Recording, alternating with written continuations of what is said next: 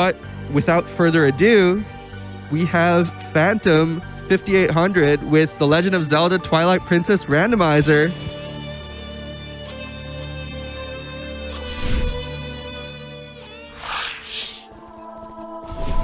All right. Hello, PAX.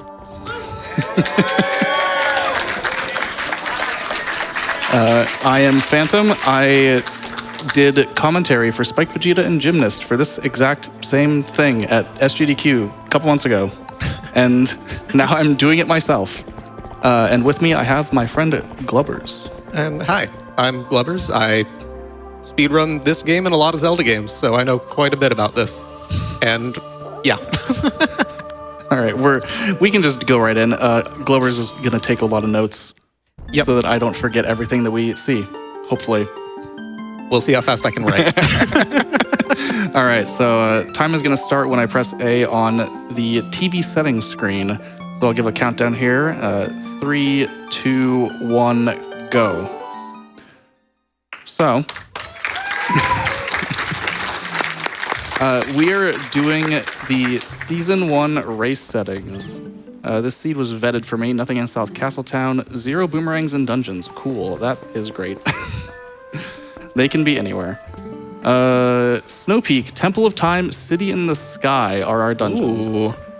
Thank you, Isaac. Yeah, thank you, Isaac. Hey, those are all fun dungeons. They are pretty fun dungeons. I will not lie. They're not early dungeons. No. So we're gonna have a lot of overworld movement here. We're gonna be reading a lot of hints. We're gonna do this quick check. Okay. So Season 1 race settings, there is currently qualifiers for the Season 1 tournament going on for starting last week and going into this next week. I've done 3 seeds myself so far, and you said you did one yesterday. Yep, I did the one yesterday and planning on doing one tomorrow. Nice. So Yeah.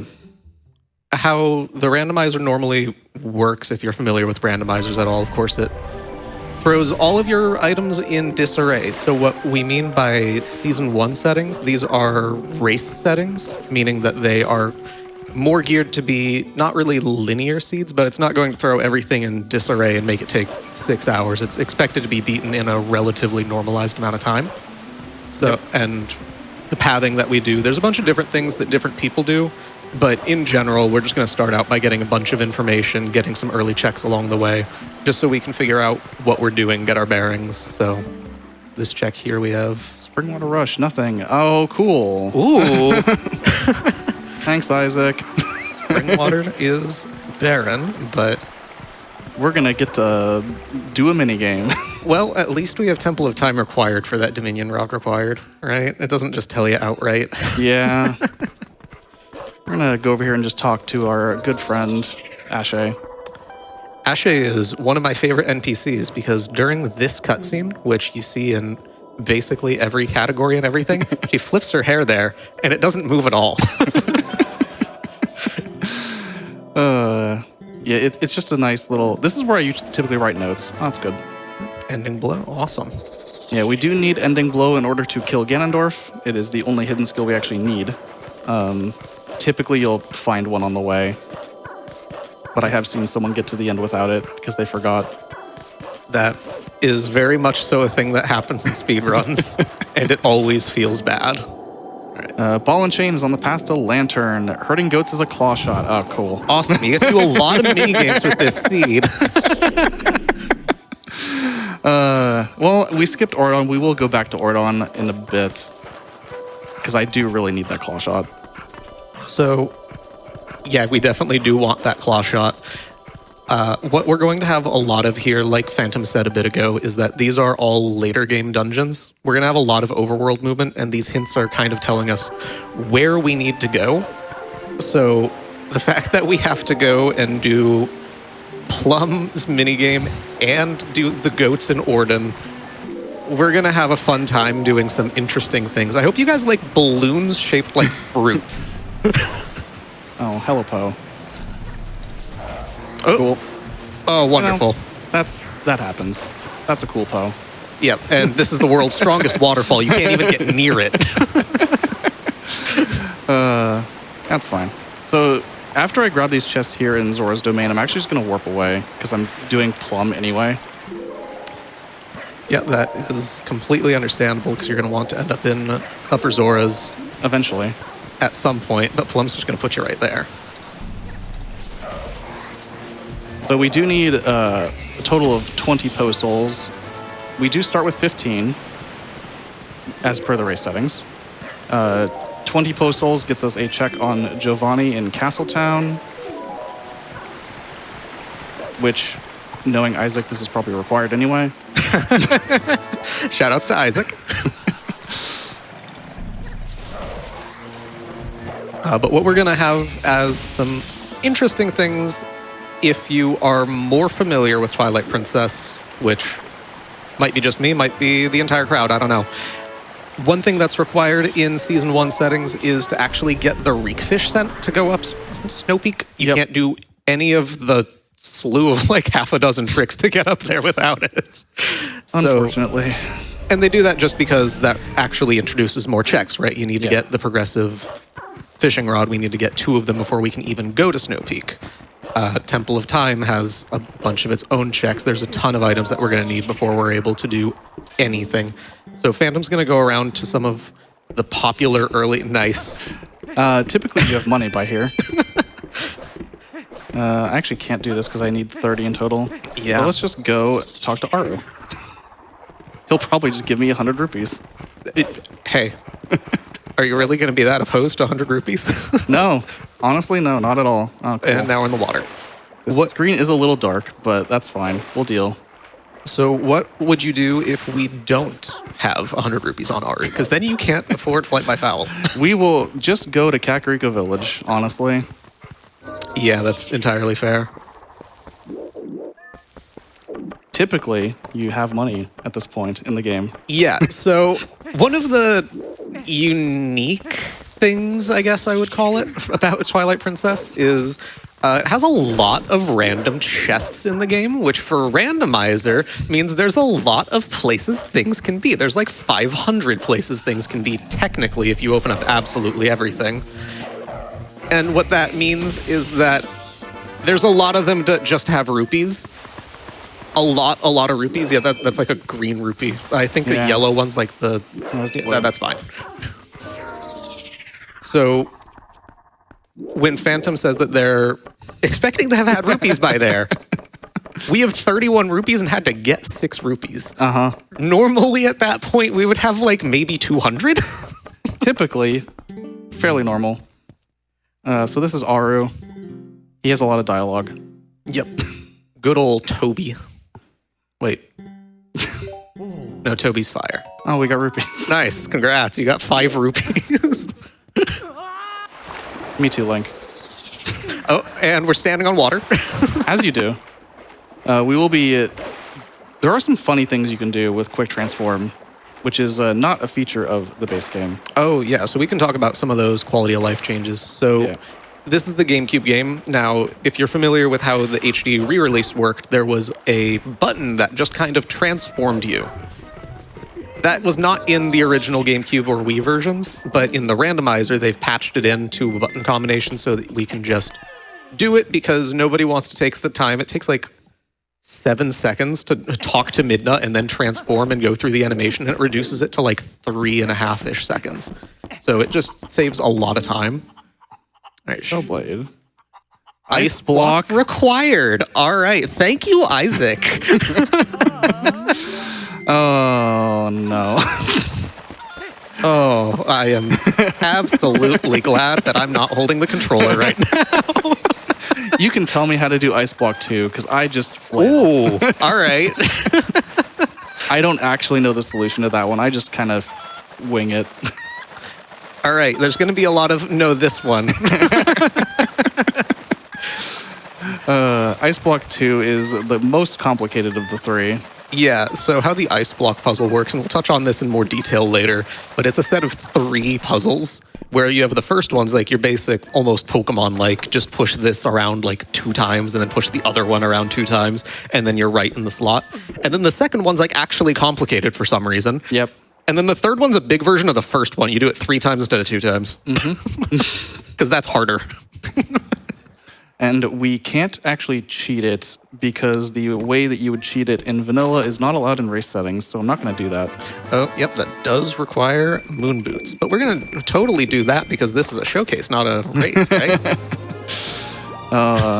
If only, I probably won't even have, well, you need iron boots for that. Yeah, you need iron boots to get there. You're You not could going do to it be with magic armor. Please don't find magic armor. So a lot of these early checks, I mean, it's pretty clear if you are familiar with randomizers why we're here so early. There's a lot of chests very easily accessible just by grabbing a cucko and going straight over, grabbing 5 or 6 checks just right there. These are all early on. They require 0 items, which means that they are available immediately to us. And logically, how the game's going to generate everything, there is a certain item, that at least one, that will be required that has 0 item dependency itself. Yep. We haven't found that yet. We've found out a lot of stuff is somewhere. Well, actually, we have found it. Plum is technically one of them. Who likes fruit? Yeah. Well, I hope you guys really don't like melons because we're not really supposed to touch those. Strawberries, though. All right, anybody here a fan of strawberries? Yeah. You guys are in for a treat. Look at all those strawberries down there. There's 20 points. There's 40 points. 80 points. Yeah. So we need 10,000 points, by the way. Yep, and strawberries are going to get us there because eating healthy means eating strawberries. Does not mean eating pumpkins. If you guys like pumpkin pie, it's not that season yet. And watermelons, definitely not. Oh yeah, definitely not watermelons. Who likes seeds? Ooh. That's fine. Yeah, you're fine. We just need to coast to the end now. And by coast, you mean mash the A button, right? Yeah. Watermelon. Boo! Ruin the combo. All right, we're fine with pumpkins though. Pumpkins are. It's just not quite time yet, right? The pumpkin spice lattes. No, it's September. Yeah. It's September. It's time for the pumpkin spice lattes. It is now September. I don't think I'll be getting one, but you know. I had bubble tea earlier. Oh. I had water. Hello, Plum. All right, so like it was hinted, this is the Dominion rod here. No, And- I really don't want to play again. Then Plum is going to wonderfully ask us if we need to get that high score and if we want to go again. I've done max score before. I don't need to do it right now.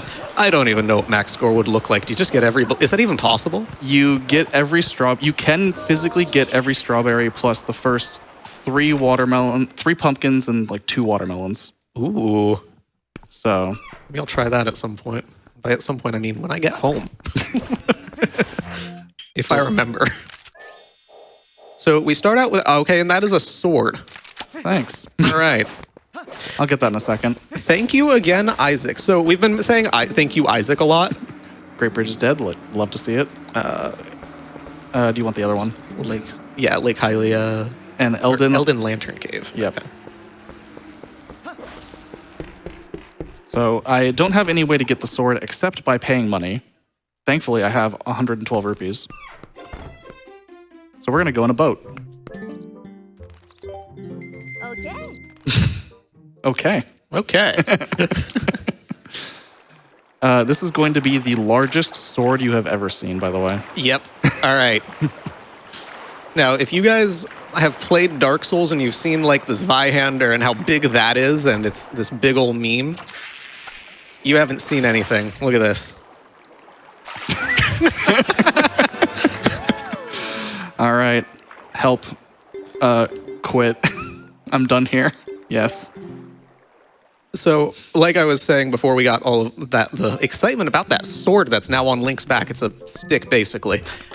Isaac is the person who generated this seed for us, and he has apparently chosen to have a little bit of fun. He did play the seed. He did say that he played it, so you know, he subjected himself to it. It's only fair. All All right, is there anything in the fishing hole? Okay, thank you. Thank you, Isaac. You know, I normally wouldn't go back early, but I really want this claw shot. That's entirely fair. We also know where the lantern is, right? So. Do we? I thought it was on the path. Oh, no, we know ball and chain's path to lantern. Yeah. So, we know it's going to be later on. Yeah. But the claw shot is most likely going to be something we need, like, right now. Yeah, but we don't have a fishing rod yet. So going back into Ordon, the reason that we didn't do it off the bat is there are exactly 3 checks in Ordon that we normally would not be able to do without items. Yep. The rest of it, we can do just fine. So there's a high likelihood if there is something in Ordon, we can grab it. There's not a 100% chance. So usually you want at least the lantern, if not also the fishing rod. Like personally, if Snowpeak is required like it is, then I would want the fishing rod because I know that I'm going to have it at some point early anyways. They lock their door at night. They do. Really a shame.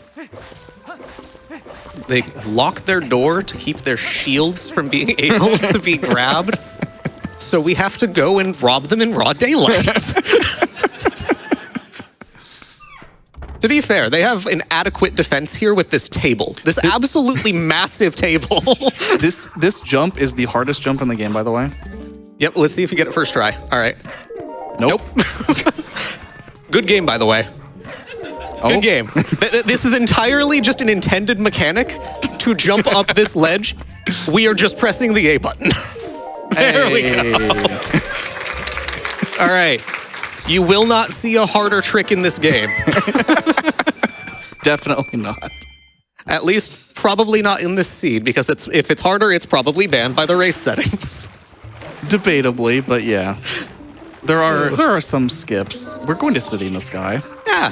And if we have Boomerang, we'll have fun. And if we don't have Boomerang, we might not. True. I hope that we have Boomerang when we go to City in the Sky. All right, now, as anyone would logically assume, we're going to call a falcon here, maybe a hawk, to go and steal a cradle from a monkey because the monkey stole it from a new mother? I mean... The baby is fine, it's just the cradle. Why does the monkey want the cradle? I don't know. It's funny. Yes. So the monkey thinks it's funny. You know, fair enough. I don't normally converse with monkeys. Anyway.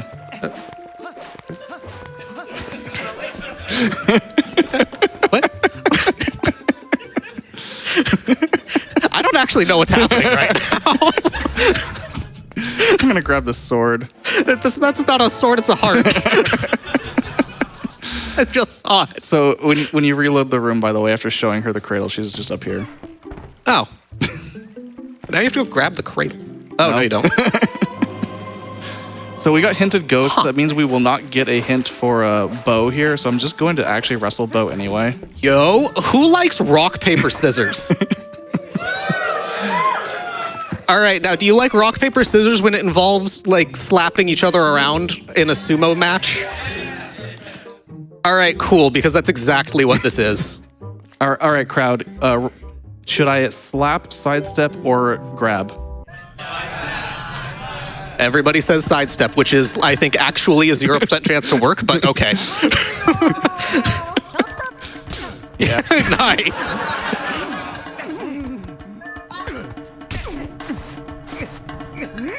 So how bow actually works, there's technically 2 phases, but in randomizer, it just puts us in the second phase. Nicely done. Bow is entirely RNG on what he does. There's 2 sets to it. There's the rock, paper, scissors with a weirdly skewed statistic, like I mentioned a second ago when I said I think it's actually a 0% chance for sidestepping to work. But we did. Yeah. And we knocked them off. So nicely done. Now, the second part of that was actually pushing him is, for some reason, a test of physical strength, and you just have to mash really fast. Yep. I mean, you don't have to mash it that fast, but for some reason, it's... Optimally, it's about between 12 and 13, I believe. Yeah, anything 12 or up if you immediately slap bow. So what I do in that, because I run this game like the vanilla version and I want to do what's fast, I play rock, paper, scissors by always choosing rock and I just slap them until it works. And it works sometimes. Yeah, it works sometimes, and when it doesn't, I start getting angry. So we do know that the goats, which are also immediately able to be grabbed, is our claw shot. Yep.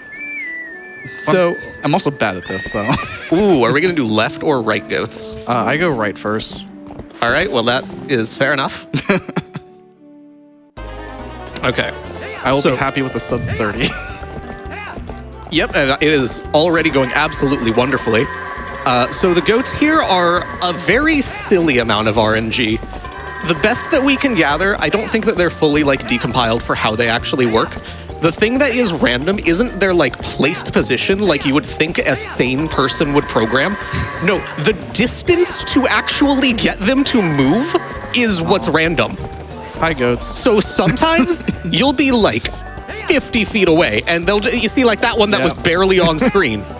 And other ones you'll have to get right up next to them. So it's absolutely wonderful and we have I didn't see that one. So much fun with this. Did not see this one. But we do get the wonderful goat in every time a goat gets in, which only gets more wonderful depending on the language you play on. So if you play on Spanish, instead of saying goat in, it just says B with like 7 E's. Anyway, we got a claw shot. Yeah, now we have a claw shot. So where are we gonna go with claw shot? Ooh, are we gonna go do star? Yes. Nice. That was my first assumption. Now, what does star stand for? I don't know. I don't know either, but it is an acronym. Yeah, it is, technically. But the first thing that we should do with the claw shot is climb this vine. Sort of. Yeah, Ball and chain, yep.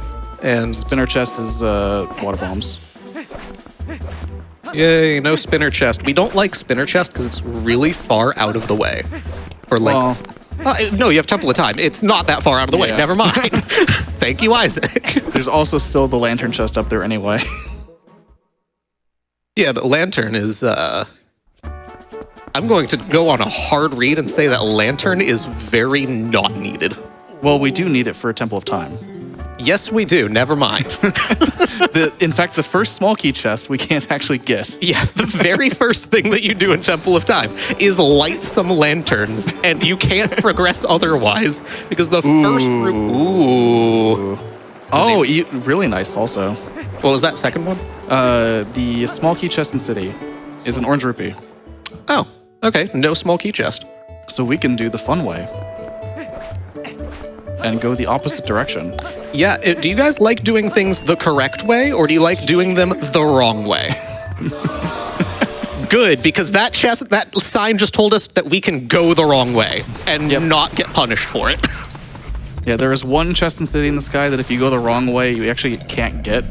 So, but it's also slow to go the right way. So we got 20 souls to the gold man. And we can get him able to move, but he's still golden, and his cat Gangle is free. Oh, I definitely thought there would be something there.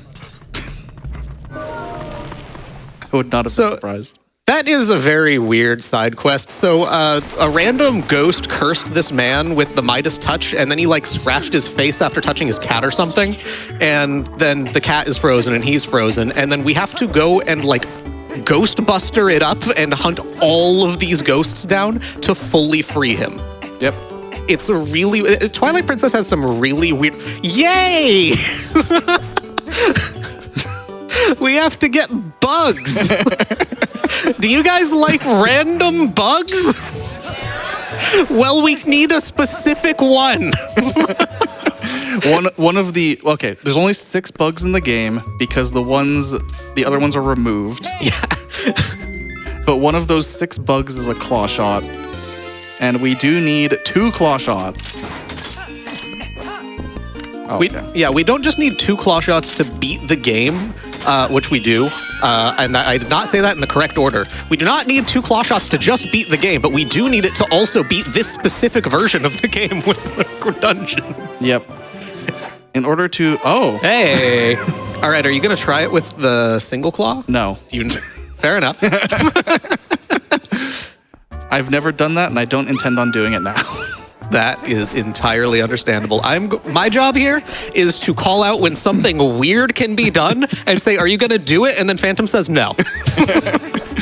Star 1 without claw shot is, oh my god, more tempting, but also terrible. I almost disagree on that. I get that it's easier, but it's just kind of slow.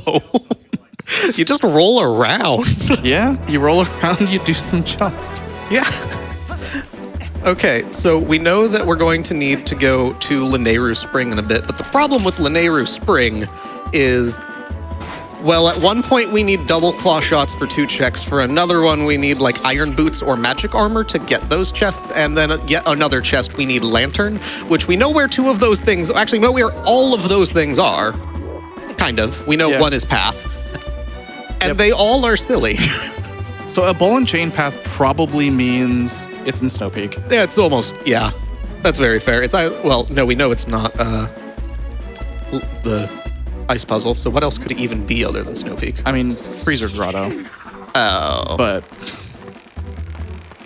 I mean, that's on the way to Snowpeak. Yeah, that's climbing up Snowpeak Mountain. The mountain's part of the dungeon. Yeah.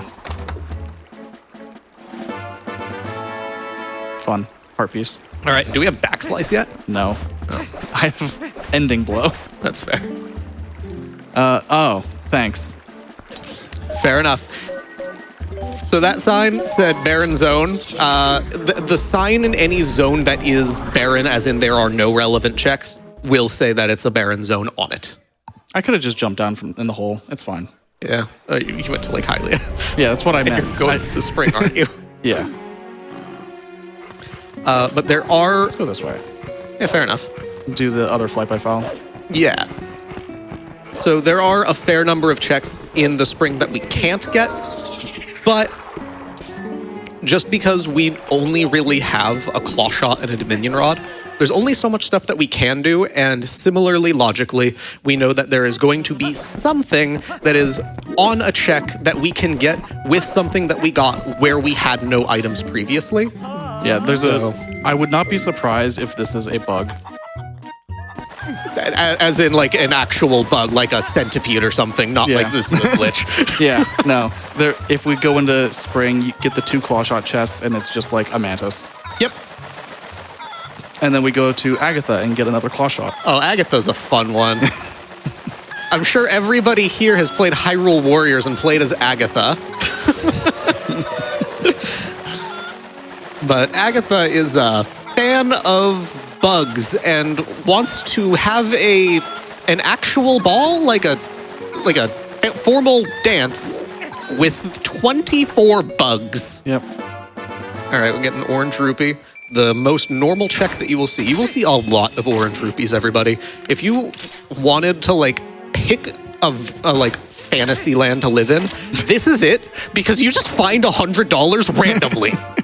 Everywhere. There's $200. So notably, every time that I have defeated Blizzetta, I'm like, she's going to give me an orange rupee.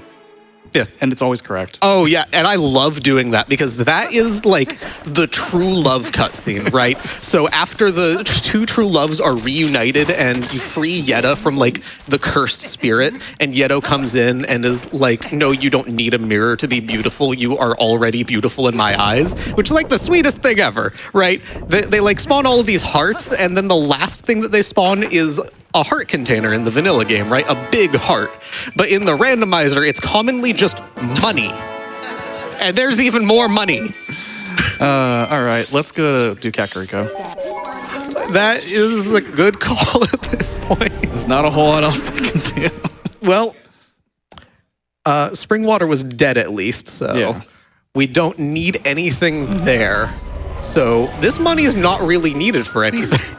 I do need to pay Koro $100 still. True. But I can do that kind of whenever, because it's Fair and Woods. Yeah. There's not a whole lot there. without Lantern. Yeah. We didn't get a hint for Farron. We can check Farron Field. You were telling me about how you have a wonderful time with Farron Field earlier. I already have 2 swords, okay? But you can have 2 more. Don't you want butter? I love butter. Can't believe it's not butter. It's a sword to defeat the forces of Shadow and Twilight. Yeah, it's super useful in randomizer where you deal with how many shadow beasts? Yeah. Okay, so you don't have to just leave the. Goodbye, Rutella. Yeah, goodbye. Oh, thank you for releasing my spirit. We don't need whatever you have. It's fine. But we do want to check this sign also. Is that all the Baron Zones? That was 2 Baron Zones. We had. Hold on. South Castletown, Kakariko Graveyard. And then the other thing that you had was you went to South Castletown. Yeah. Which, that's on me for not telling you. Yeah, I just forgot. Lanayru Spring, Elden Field, Bomb Rock Chest is an orange rupee. So, Lanayru Spring being Path to Argarok is probably a bug, but it could also just be like, hey, your iron boots are here. Well, iron boots are 2 of the checks. But also true. It could be the lantern check, though. It could be the lantern check. It could be double claw shot. It gets us iron boots. Yeah, that would be interesting. That would be unfortunate. But, things happen. Randomly. Hey, money! So our wallet size is a little bit bigger than normal. Yep. So in the vanilla game, you can only carry up to 300 rupees on the base wallet, which is perfect because that's exactly what you need to send the cannon to be repaired by fire and then blast you off to City in the Sky. That's the only thing that you need it for in the vanilla game. In the randomizer, depending on your settings, you need a lot more rupees, and luckily there are a lot to go around. Yeah, we don't have lake beds, so I don't really care about buying the bomb bag. That check is not used, but if you do want to buy water bombs, you do need to still buy his quote-unquote bomb bag. Or get really lucky. Or route so well that you use up all of your regular bombs and just find water bombs. Yep, because that's feasible. Yep, it definitely is a thing you could do. And again, that is my absolute job here, to tell you things that you could do, but probably shouldn't. Isaac did mention an idea fairly recently where, so Golden Wolf checks aren't obviously included, but the one outside Forest Temple is always spawned because there's no associated Howling Stone. Yeah. So he was thinking of, what if we just plando that to water bombs so that you could route that in? Oh, that's not a bad idea for race settings. That's interesting. I at least like that. That was less money than normal. No, I mean like vanilla. That's like 50 rupees. Yeah. It was a tenth of that. All right, now we're going to do my favorite trick, because in randomizer, they just call it like alcove jump or something. In speedrunning, we have a category called Pirate RTA, and this is our precious booty. So this is the precious booty jump. Thank you. You're welcome. I love that fact. And it's actually a pretty hard trick, so that was very well done. And now we have the shield attack for the shield we don't have. Yeah, what shield? The next check will be a shield. Are you sure? If it is. If it is. That's all I'm saying. I'm not going to commit anything to that, but if it is, I'm going to give you a thumbs up. Oh, okay. Maybe even 2. Well, so we got a hint for the Elden Field bomb chest, so we know that this doesn't matter. We'll never need to come back for this. But there is one other check down here we can't get that requires lantern, so hopefully I can just ignore it also. Yeah. We know that the spring water is a Baron check, but there is well, there's also a fence over here. I was about to say a fence. There's a sign over here. Yeah, by the fence. There's a fence right there. And we do have a few other checks that we can get here in Elden Field. Yeah, we know We already knew that. Isa and helping Isa's Baron. Thank Is that you, Isa. Is that all of the always hints yet? We have Isa's Baron. We have the spring water, ice block, plum. It's missing one, isn't it? Ice block, Plum. Springwater, Plum, Isa. Yes, there's one more. All right. Ooh, 5 rupees. We will remember what check that is at some point. I mean, I could just, please, link. I could just open up the spreadsheet on my phone. You could open up the spreadsheet on your phone, or we could have more fun with it and do it until we remember. Oh, there's a spreadsheet open on your phone. Yeah. Fun fact, the other always hint is Shellblade. We actually have seen that. Shellblade, we have seen that. I wrote Shellblade down as...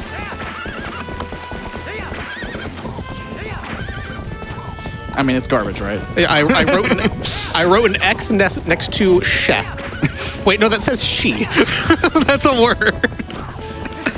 Oh. And how many sometimes hints do we have? How many sometimes hints do we have? We have had, I see, no small key chest, no spinner chest, and Eldenfield Bomb Rock. Eldenfield Bomb Rock. Did we have Gorge Lantern Chest? I think. I don't think so. I don't see any Gorge Lantern chest.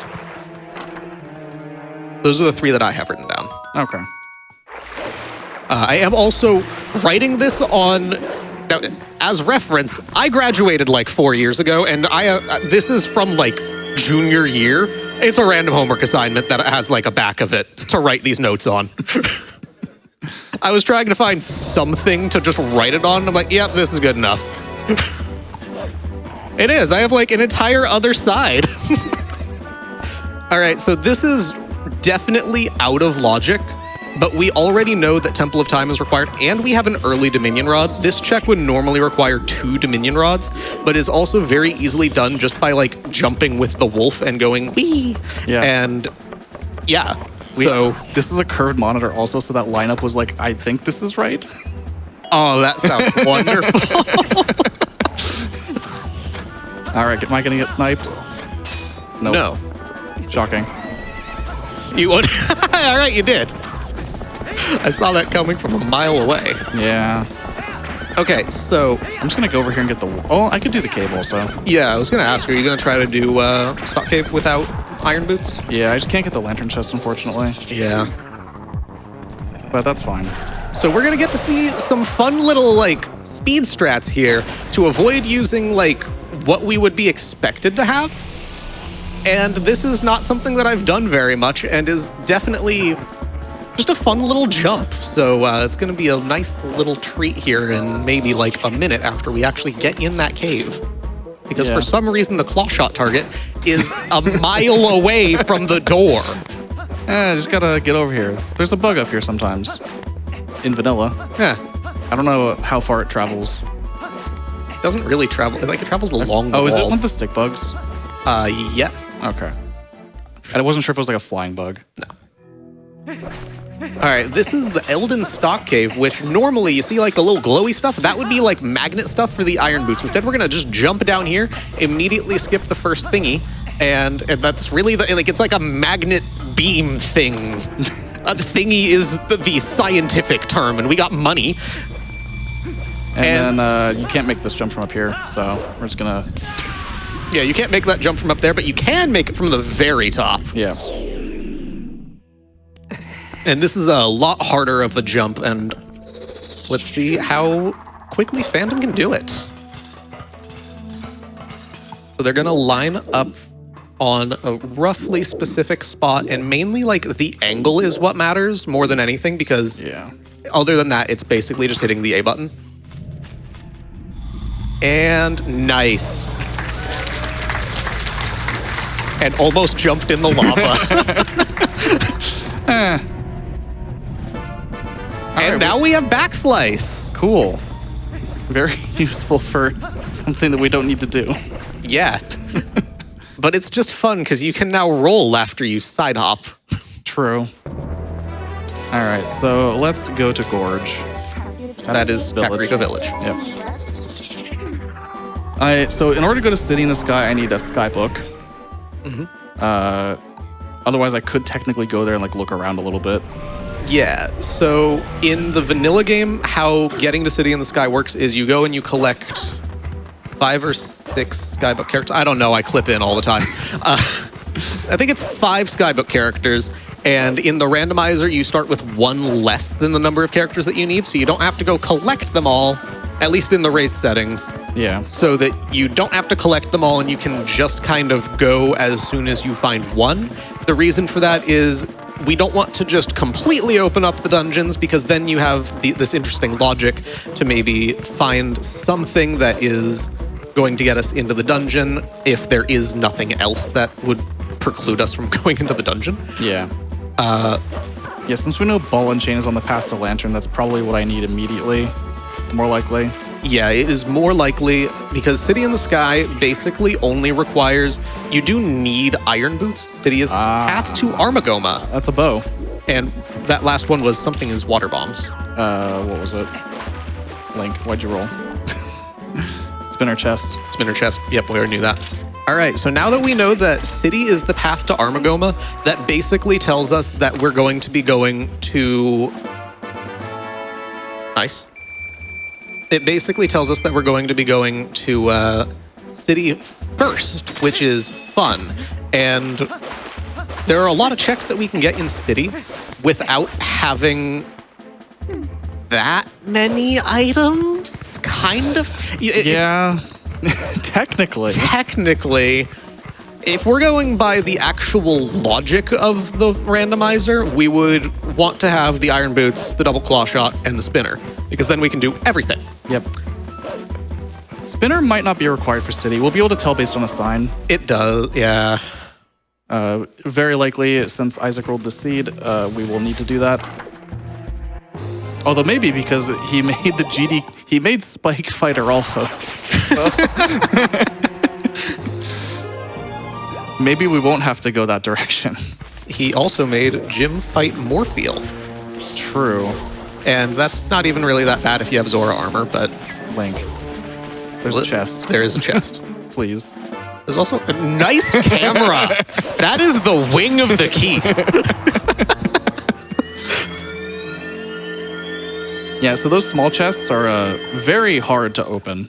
Yeah, because there are rats and bats and anything that rhymes with at. And also just Wolflink doesn't like opening chests. Yeah, so if anybody here has played the GameCube version of Twilight Princess recently, maybe for the first time in a while, you will remember that for some reason Wolflink controls like a tank. Like if you've played Resident Evil 5 and you've seen how Chris Redfield will like bulk around, that is the Wolflink but on 4 legs. It's absolutely ridiculous. It controls weirdly. All right. Thanks, Koro. Thanks, Koro. That is the last sword that we technically need to beat the game. Okay. Shellblade Grotto is gone. Okay. I think there's probably like one sometimes hint. We've seen 2 paths. We've seen the path to items. So we've seen 2 barren regions? We have seen South Castletown being barren, and we have seen... There was one more. Anyway, I can't see. But that's fine. Oh yeah, we can't see here. That's fine. I'm sure the stream can't really see much either, but on my own monitor at home, this is plainly visible. And it's also in Logic anyway. Yeah. This is a Sphere 0 check that does not require Lantern. So this is kind of just a consequence of how dark this game is for some reason. And it was money. It's always money. Yeah, pretty much always money. It's just a consequence of how dark this game is. Like, caves are so impossibly hard to see that runners of randomizer, of the vanilla game, whatever, we tweak the monitor settings to very high brightness so that we can see in there without the lantern, because it just... We want to be able to see where we're going. So I'm going to do something over here just for fun, I guess. I'm sure... no. I do need to get rid of this pellet here. It'll kind of get in the way. You can actually just grab this chest. Oh? This is not something that I was aware of. Does it use backslice? No. You just climb here. Oh, this chest. And then I just jump in the mist anyway. Okay. But yeah, you can just climb up there. Neat. See, I'm learning. This does technically require lantern.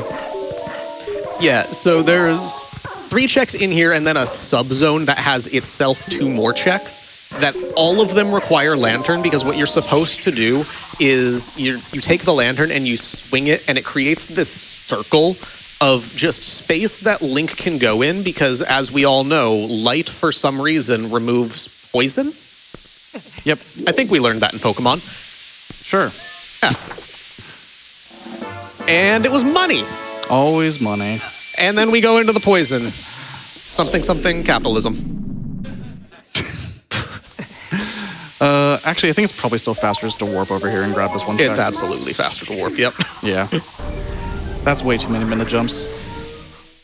So the other thing that we haven't really done, because it's pretty restrictive, but we do have a claw shot that is technically possible by logic, and I'm starting to think is maybe the case, is that in Temple of Time, we have a Dominion Rod, we have a claw shot, we have swords. We can do a fair bit of Temple of Time.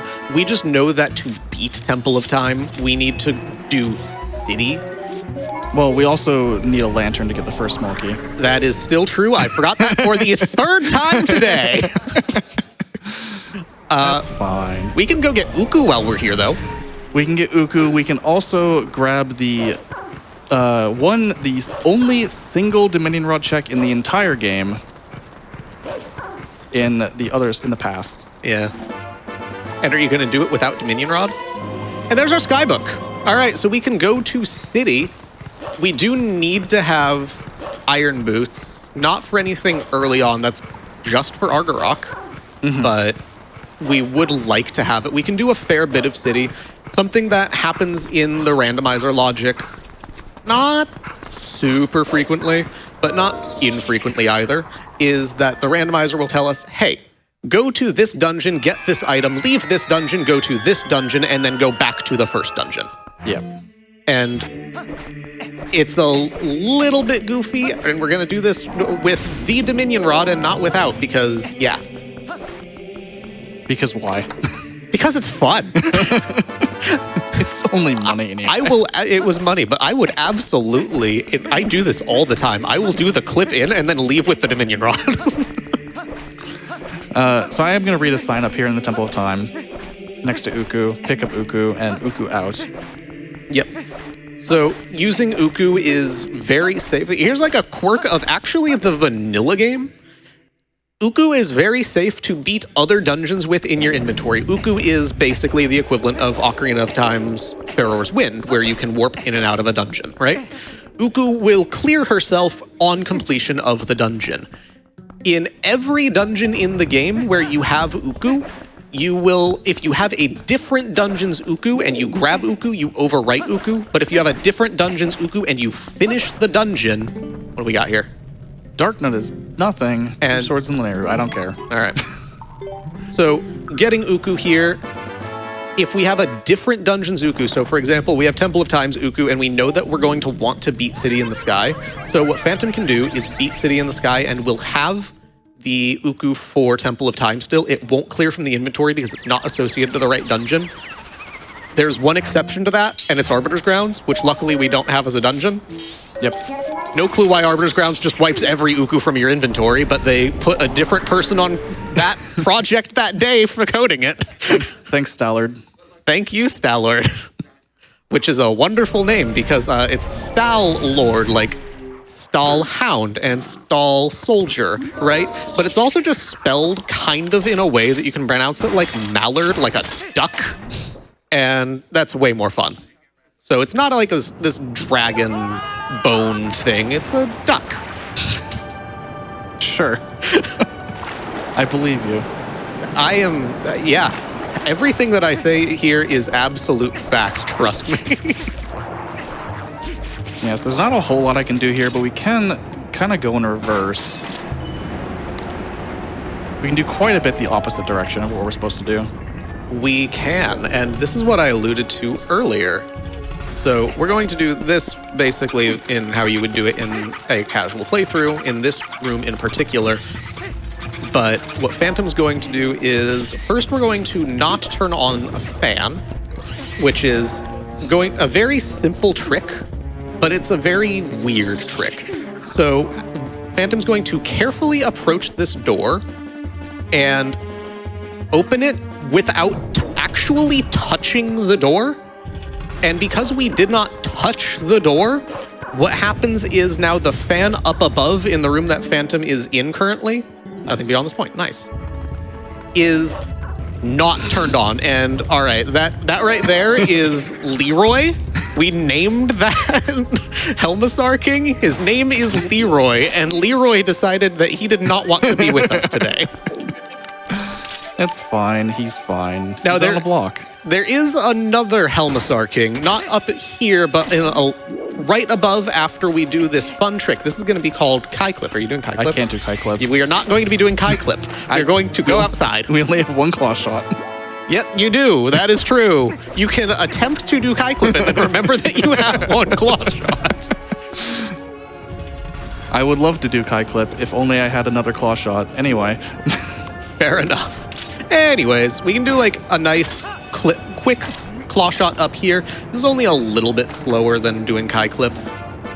We got money. So it's not even a huge consequence, but I'll go over here first. yeah. We are able to do like skipping that fan trigger, which means that we're going to be able to do all of these, what are technically the end of the dungeon, basically. Like this is up to getting there's a grasshopper. Well, no, that one can't be claw shot. Because logically, you need double claw shot to get over here. Yeah. Hypo. I was trying to get on the rope, but okay. So all of these checks that Phantom is doing are now out of logic in that they would require double claw shot, if not something even more. I'm trying to think of what's the best way to get to the main door. I just go down here. I think you just do what the intended route is. Intended route. Intended percent is my favorite category. US glitchless. Yeah, US glitchless. Oh, I love that there is US glitchless and JP glitchless, and yep, I'm not going to get on that note. That is a contentious topic, and I have opinions. Oh, nice. The birds without a bow, by the way, that's a thing.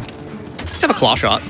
I guess that stuns them, kind of. Okay, so a fun thing that you can do with the Kargaroks with the claw shot is you can hit them repeatedly, and they will go far enough out that at least on, I don't know about this specific map, but I know that there's multiple other maps with Kargaroks that if you hit it with a claw shot enough, it goes out of its own range and doesn't fly anymore. It just falls. Or you can kill it with the sword. That also makes it fall. Funny. You'd think. Hi. I think this one's going to be nice to us. Is it? Yeah. See, it missed. It did miss. I still don't want it to be here when I am crossing this tightrope. All right, surely this is something. All right, and that Helmasaur King there does not have a name, the one off to the right there. Unfortunately, it does not see enough use that it gets a name. There's a dragonfly. Okay, so that's two bugs over here, but they're both double claw shot locked. I also can't go anywhere else in the dungeon because I need double claw shot. Yeah, so we're kind of locked out of anything that's in city right now, but that's perfectly fine. We do know that we don't need Spinner to go to the right side of city because there's nothing over there, which is useful information. Yeah, very useful information. It means that we can have a lot more fun with City in the Sky later. True. We can do the Wii side of the dungeon, and I both mean we as in Wii, and we as in the version. I do not have iron boots. We're going to land in the water. Yes, we are. All right, Link's clothes are wet. Are they? They do actually show a little bit wet, yes. Yeah. They get like slightly damp. All right, there's not a whole lot else here that I can do. I have not gone up here yet, but there's nothing I can do there at the moment. We need ball and chain to go to the ice puzzle. Spinner. There's Helmasaur Grotto. There is Helmasaur Grotto. All right. Now, this is the fun kind of fun. Are you guys ready for Helmasaur Grotto? Because Helmasaur Grotto is, yeah, that is exactly what you do. You just cheer the entire time. For the Helmasaur? So, yeah, for the Helmasaur. Every time that Phantom gets hit by a Helmasaur, let's cheer it on. There are 5 Helmasaurs in here. And this is where you learn to not like Helmasaurs. Oh, it absolutely is.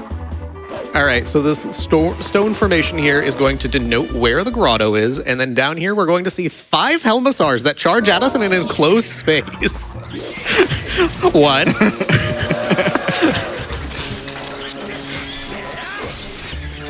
Oh. No. Wait, where are the other 2? They're over here somewhere. See? Woo!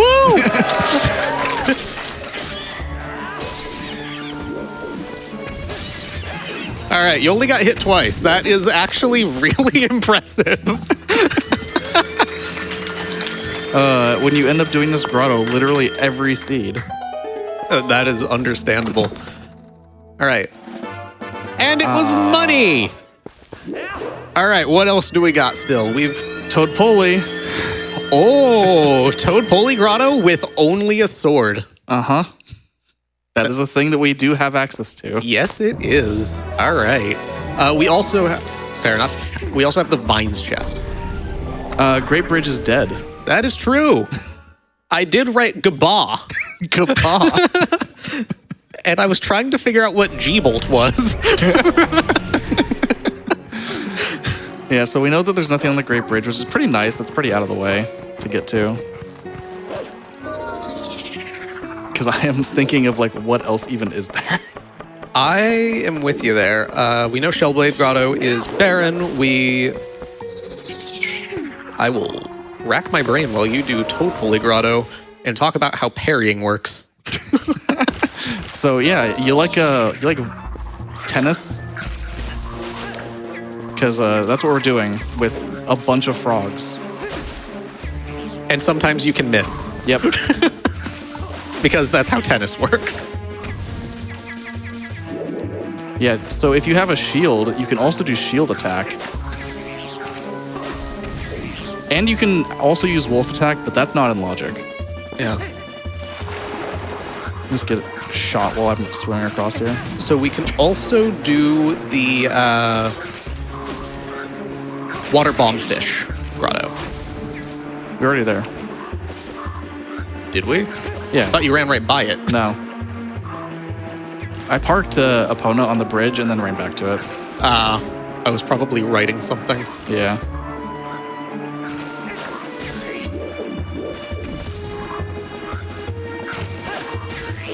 Surely Toad Pulleys.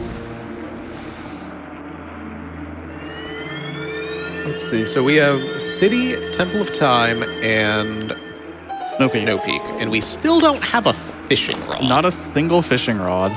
We do have a ball and chain. All right. And we know that the ball and chain is on its path to the lantern. Yep.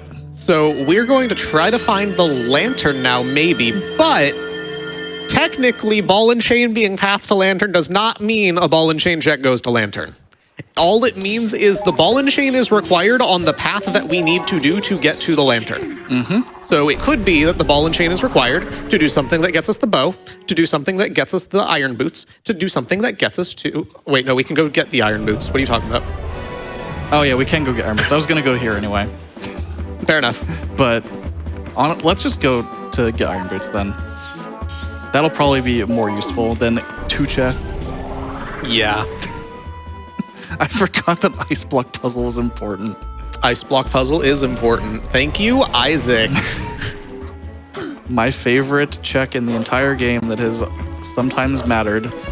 All right. Are you guys ready for me to go do a bunch of...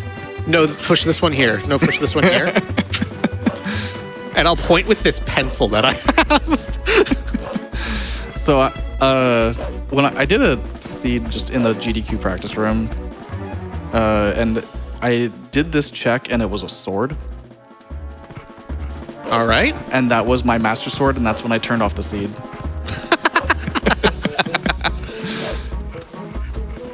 Because it was also a sword required hint. So it was the Master Sword, and I could not get the Light Sword, logically, from there. Wonderful. There is the sign up here. There's a sign. Do we really need it at this point, though? Not really. I think we have most of our hints. We might be missing a sometimes hint still. We might be missing a sometimes hint, and we are missing a Baron hint. Are we still missing a Baron hint? Yeah, we have... It's Graveyard, South Castle Town, Great Bridge. That's 3. Oh, yeah. Graveyard. Yep. One of the most inconsequential Baron zones in the game. Yep. Okay, so like I said before, this is basically, a giant Pokemon solution. If you guys remember Pokemon where you push around the strength blocks in like Gen 3. Except it's on ice. Except it's on ice, and it's, for some reason, a lot larger than this man.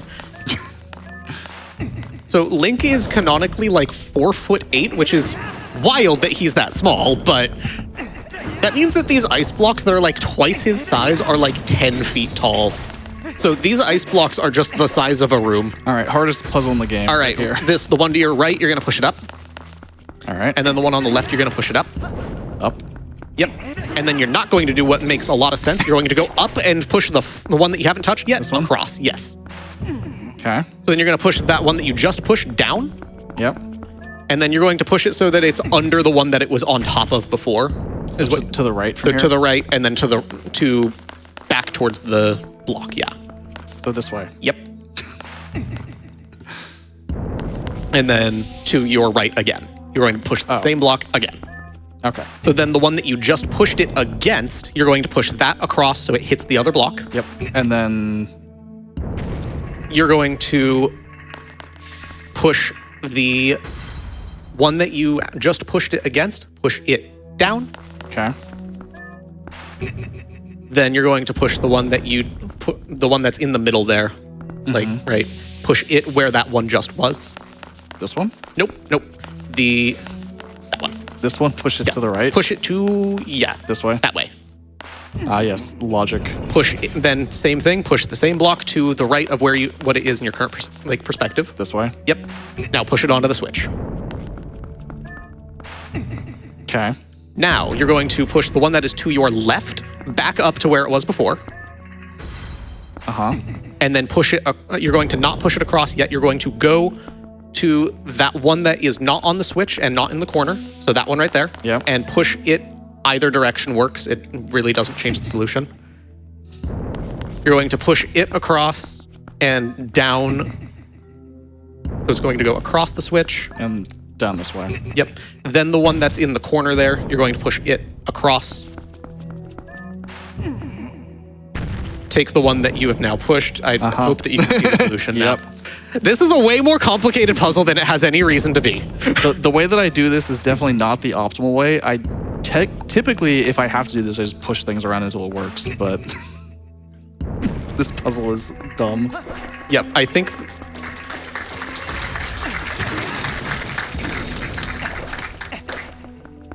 And then this is basically the first one. This is the first one, but we have 3 blocks now, and it's a space bigger block of ice. Okay. Because that's harder. I pushed this one, right? Yeah, you can push that one just fine.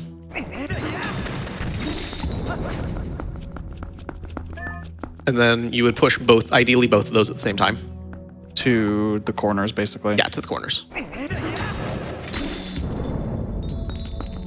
And then that was really only because the one that is to the corner to your right now, because that was in the way of pushing the other one.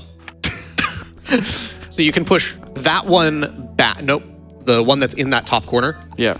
You want to push that one back to where it was. Then you can push either one of them over. You're just going to cycle it around until it's in front of the one that's correct. Right. So you can push not that one, but the one that you just pushed, push it across. The one that's to your left now, push it across. To the right. To the right. Put the one that you just moved out of the way back where it was. And then you can push that one back into that space. Right. And then you leave the one that you just pushed exactly where it is for the rest of time. Yep. And then you just do the loop after it's been set up. Yep. Or if you had a boomerang. Or if you had a boomerang and the iron boot and jump strike.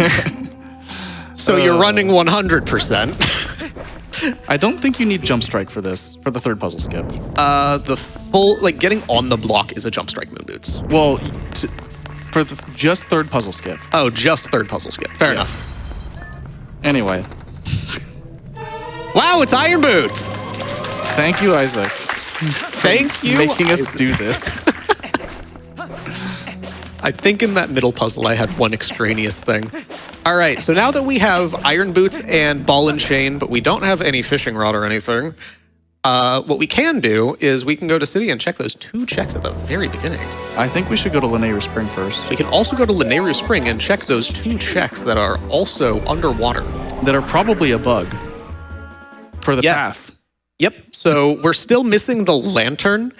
So we're basically going to know if the lantern is required for the path that the Lanayru Spring is on to Argarok, which actually doesn't make sense if it's anything else. So it is like a 2 in 3 chance, basically. Well, lantern.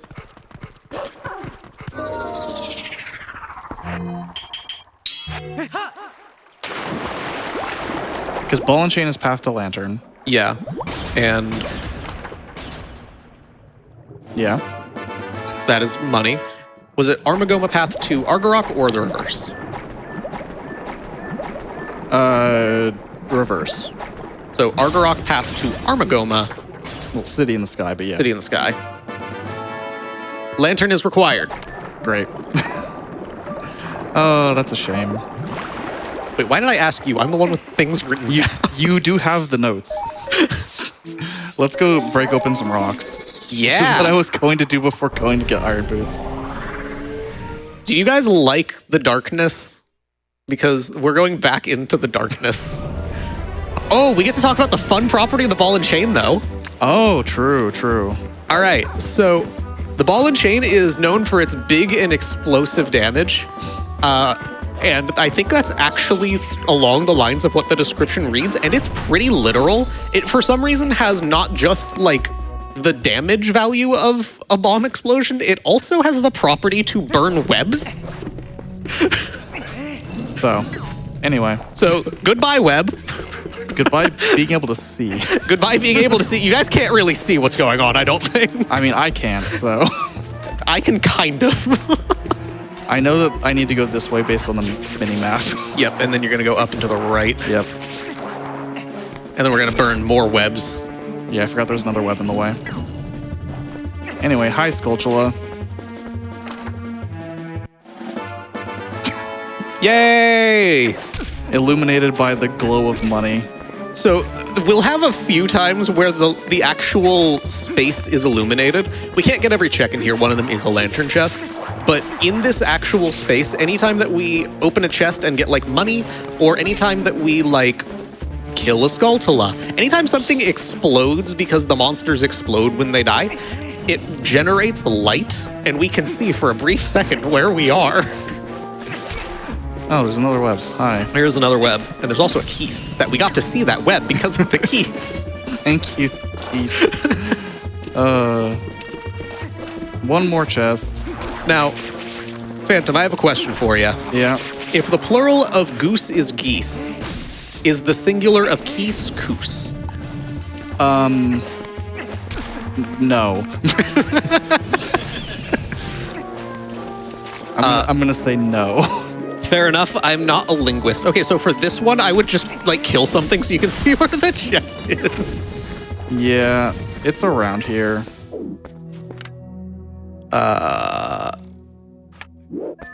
I know it's around here. Oh. There it is. Yeah. Hardest trick in the run. Not even required. So if it is required, it is also something that requires the lantern. Yep. All right. What else can we do with ball and chain at the current moment? With ball and chain at the current moment, we can get the iron boots and do some iron boots checks. So in Lanayru, we have the underwater chest. City in the Sky, we have 2 chests. Yep. And we have 1 chest in Kakariko. We do have a chest in Kakariko. Let's do this really quick because it's fast. It's fast single check. Ideally, I really don't want to go back into City just for 2 chests. That's so far out of the way. But I guess if we're going there anyway, there's the underwater chest in the water in Lake Hylia. Yeah, we would ideally have the second claw shot before we go back to City. Yeah, really would like that. But the thing is, like, logically, it makes a lot of sense for those 2 checks to possibly be something. Yeah. And I would not be surprised if one of them was just a bug. Yep. All right. Well, actually, we're not going to really see it underwater. But we haven't really talked about the other quality of life features. Like, the iron boots move super slowly, except for some reason underwater. That is a fishing rod. Anyway. All right, well, that's a normal thing to have happen. Oh. You didn't know about that, did you? No, I actually just do Rocket League. Okay. Do I really want... I'm not going to do cat rescue. So a similar, I guess I can talk about that, even though that's not normally something you would talk about in Randomizer. When the game has a state where Link is in water, but not on the ground in the water, so swimming, or apparently turning into a wolf, the game will run a check and say, are you on the ground, and is this an actionable thing that you can do? And if the answer is no, the game assumes that you are surfaced and plops you right up. Yep. And that's exactly what we do. Really convenient with really deep water. Yep. And? That is a bug. That is good. That is good. Okay. Unfortunately, I can't teleport while I'm in the water. Yeah, this is not the 1.0 version of the Wii version of Twilight Princess. The only version where you can teleport while in the water for some reason. So I'm going to guess that this ant is a claw shot. Yeah, if the ant is secretly a claw shot, then it's really good at hiding, but it does have pincers, so it makes sense. Do ants have pincers? Kind of. I'm getting, like, confused yeses from the crowd, so, like, yes?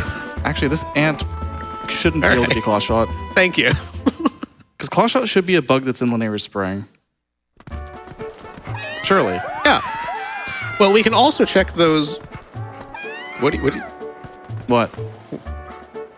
There. I was going to go to Lanayru Field. You could. The underwater chest. Yeah, let's just go do that. If we don't, then we're going to regret it. Oh, we can also do the... Wait, is that a lantern check in the Skulltula Grotto there? Yes. Never mind, we cannot do that. However, if this check is lantern... It is logically possible that this is the lantern check. Yes. We also don't have a bomb bag, so bombs do things the bomb bag opens up, which includes the Baba Serpent Grotto in Sacred Grove. And you can knock down the higher Baba Serpent with Claw Shot. Yes, you can. But it's really fun to smack. So when Babas hang from the ceiling in Twilight Princess, they need to be cut down with the claw shot, the boomerang, bow and arrow, what have you, right? If you don't do that, and if it's low enough, it becomes a literal punching bag. You can just swing at it forever. It does not die ever. It is invincible. Yep. So it is the true final boss of the game. Literally unbeatable. Literally unbeatable, and we will get to see one. We're going to go to City. Yeah, before too long. Hopefully. I really want the second claw shot. Yeah. That's another bug. Okay, so that was actually good that we got this. Yeah. Because it could be that grasshopper. Actually, you said earlier, it could be like a grasshopper. Okay, so we have 4 bugs right now. Yeah. But we know that Lanayru Spring is on the path to Argarok. And we haven't found anything in Lanayru Spring. Yes. And we know that Agatha doesn't have Lantern. So... I'm just going to go City. Yeah, that is a fully fair way to think about it. I hate this play, but it is not unreasonable because it is technically still on the path to Lantern. The alternative is that the bug gives you claw shots and Lantern is in city. But that wouldn't be the path to Argarok. In Linear Spring? Yeah. No, it wouldn't. It has to be double claw shot in that Lantern chest. There has to be a Lantern chest somewhere that uses Ball and Chain. Or Iron Boots, because Ball and Chain got us the Iron Boots. That's how the linear progression works. Yep. Has to be something on that path. And that is a big key. So now we can go to Argarok and not kill him. Actually, we can't even get there because we don't have the double claw. Yes.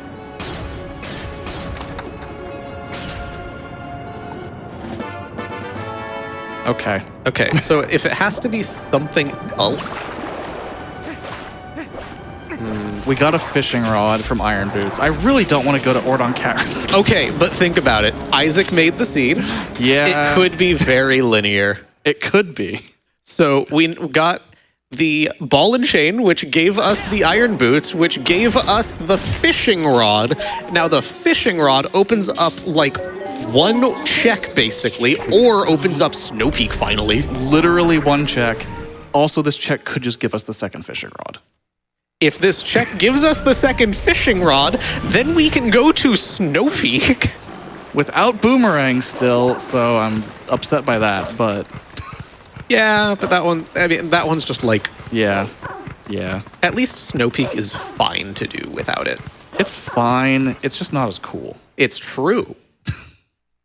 I don't get to say things like, this LJA is named Cold Feet. And... well, we would still do LFC. Are you going to do LFC? Obviously. All right, cool. I'm not going to use the cannons if I don't have to. I don't know what you do. Okay. So what Phantom is going to do here is going to stand on like the edge of the dock, just barely off of the dock, so that it gives like a tiny reduced cutscene, because in one instance, the cat will spawn on the dock. In the other instance, it will spawn slightly further back and shorten the cutscene. As we wait for the fish. As we wait for the fish, which is completely eating up all of that time that we could have saved.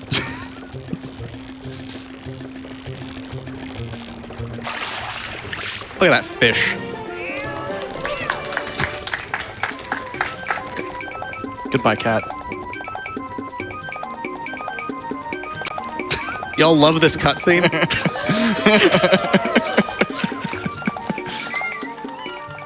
Meow. Meow. Anyway. Yeah. Now we can go get the exact thing that was required to do exactly that, which is another linear check. And we'll see what we have waiting for us in Sarah's shop. See if this is what we actually had to do. Surely. It is the second fishing rod. All right. Awesome. That is awesome. All right, we're going to Snowpeak. Let's go to a dungeon. Y'all like dungeons, right? I really like dungeons. So I'm about to have a blast. We have Snowpeak and Temple of Time in this seed, which are the two, in my opinion, best dungeons, like, arguably in the franchise. They are so fun. Snowpeak Ruins is a dungeon of all time. It has 4 small keys, 2 other keys that are cheese and pumpkin. So 6 chests that we actually don't need because we don't need a single small key to beat that dungeon.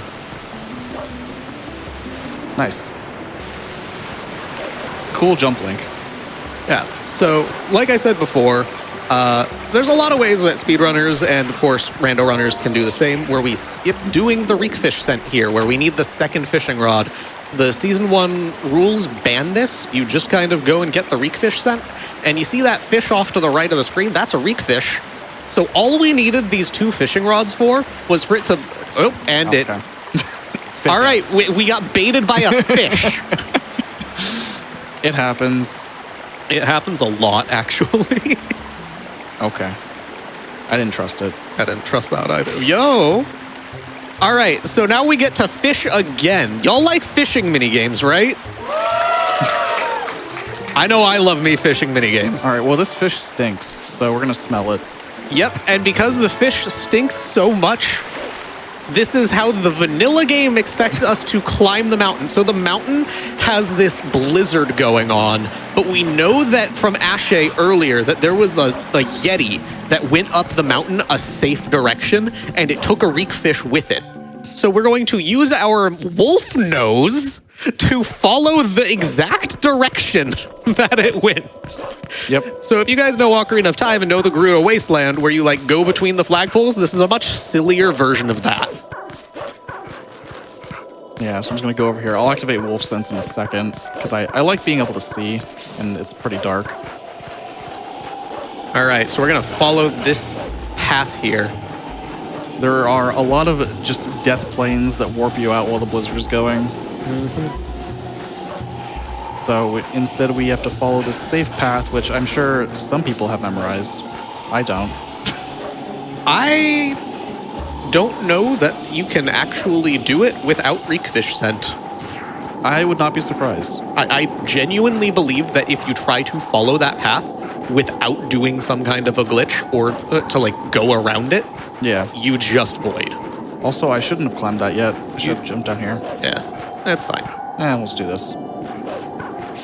This Poe down here, it lights the hole that I want to dig into. This is the Freezered Grotto. Is this your favorite grotto? No, actually, like my actual favorite or my favorite? Your favorite. My favorite is Shellblade. Oh, okay. That's fair. Although this is the one that I forget about the most. Like, to me, this is the most forgettable grotto. What even is this in vanilla? Like 50 rupees. Yeah, that sounds right. We go over here for the Poe. Yeah.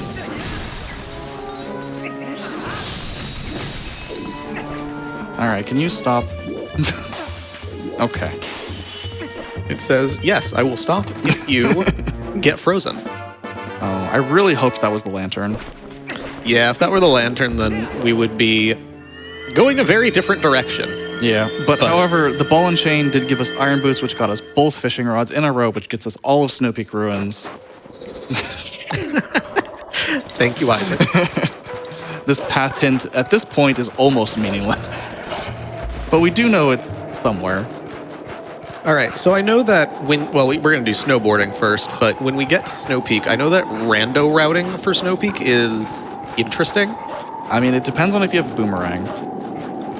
Fair. Which I don't, but... That said, it will depend on the tricks that you decide to do. I imagine the first thing that we're going to do is we're probably going to talk to Yetta and get that check, and we're going to get the sign in there. Obviously, yep. And then from there, wander around. Obviously, and I did not know that until like 12 hours ago. Like after getting the lobby chandelier chest, I was just, oh, this told me that I could have just done not that. Okay. Yep. But we're gonna do some snowboarding. If y'all are a fan of SSX Tricky, right? Well, this is SSX Linky.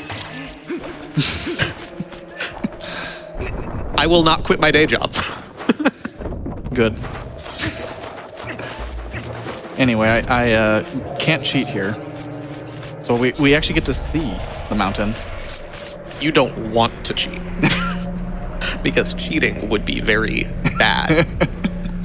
I'm holding homework, remember? Uh-huh. Cheating would get us bad marks.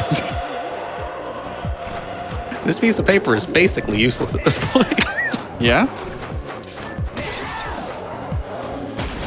Anyway, defeating these shadow beasts gets rid of the blizzard, I guess.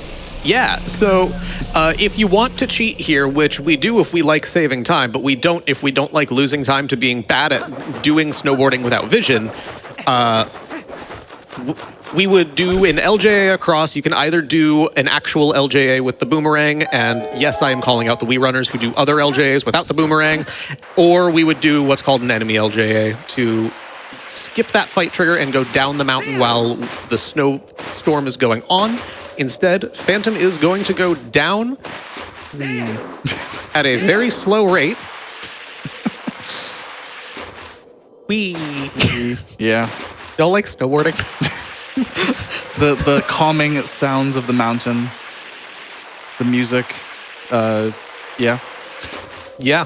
The wind. So personally, I prefer snowboarding to skiing. I tried skiing once when I was like 19, and I was not a fan of it. I did try snowboarding like 2 weeks later, and I immediately went and bought a snowboard, and then I sold that like 3 years later because it wasn't really all that fun for spending $700 to go skiing every winter. True. When I can just do it in my favorite video game, The Legend of Zelda Twilight Princess. Look at this. Thankfully, we will only be doing this hopefully the one time. And I only had to pay $200 for my copy of the game. Yeah. Oh. If anybody isn't aware, a lot of GameCube games are high price because of limited runs or limited supply, all of that sort of thing. Well, Twilight Princess is a special case in that.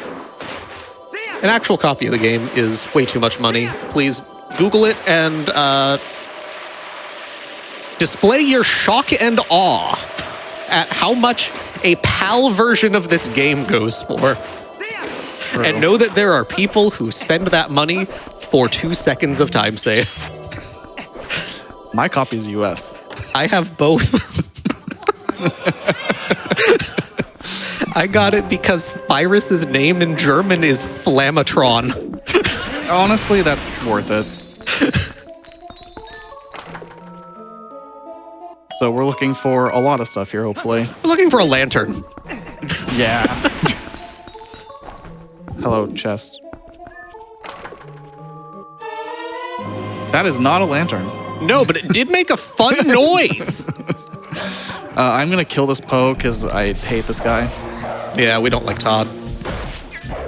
The Poe's name is not actually Todd, I just came up with that.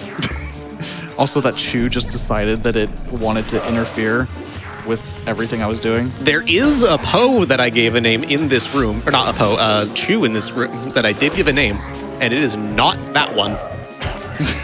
Not the purple one? No, it's the one that's Lantern. I named it Henry because Henry is mean. True. Hi, Yetta.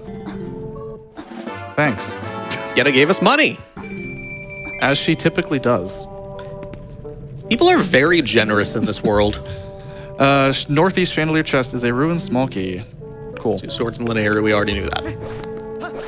So we're gonna go over here and do an ice block puzzle. Ooh.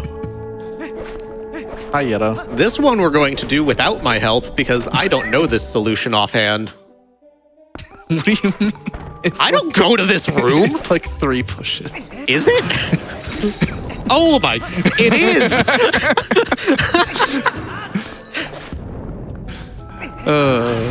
Never mind. It is a very easy solution and I now know it. We're learning here. You can now play the game glitchless. I don't want to play the game glitchless. Honestly, fair. JP or US. Or sorry, Western. What about HD? That is the one that I would do. Yeah, HD's pretty good for glitchless. It's not 7 hours. True, it's like 5. Yeah. And they removed a lot of the Twilight bugs. Yeah. And you get instant tier collection. So, just a general PSA for anybody out there. If you are thinking of running the glitchless category of a game that has a remake, look at the remake.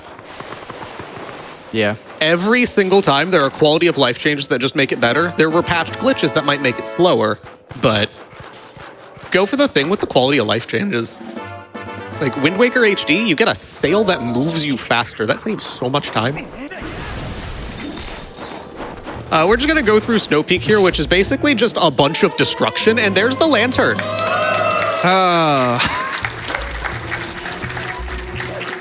Why am I not surprised? Thank you, Isaac. I mean, it kind of had to be here at this point, but also this chest is the worst. Yeah. Yeah, it is. And there's the bedroom key. I could go fight Blizzetta right now, and it's really funny because I would void out if you enter the door from without reloading the room. Oh, interesting. What? Here, let's just show it for fun. Yeah, let's show some fun stuff. Let's fight Blizzetta for no reason without full clearing this dungeon. Oh, it's a check. We'll just re-enter. Yeah, it's a check. Yeah. While you're up here, you can go and do the vanilla bedroom key check, so you don't have to come back up. Well, but that would make it so the funny thing doesn't happen. Oh, true. Never mind. We like funny. I actually learned about this like on Monday. All right. So this loading zone is tied to the existence of Yetta being in this room. What?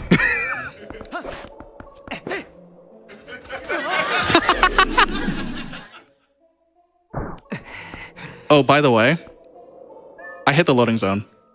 What? Oh my goodness. All right. Huh? Yeah? So Twilight Princess is a weird... So we're going to beat Blizzetta here, which is basically playing like ping pong with the wall. Yeah. And this room is not a circle. This room is not a circle. It's like 18 sides. Yeah. What is that? I don't know. I'm not shapes. I am not a shapesman either. A shapesmith. That's what they're called. Ah, sure. Anyway, Blizzetta, do you want to like do something that's not this?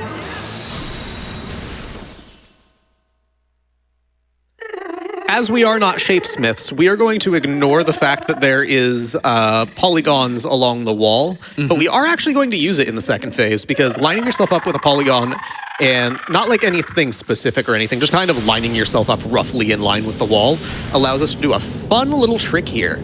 Yeah, I'm going to try and pick up one of these hearts that spawn. Oh, never mind. Yeah, you're fine. Yeah, I have enough health. As long as you have 3/4 of a heart or more, you are fine.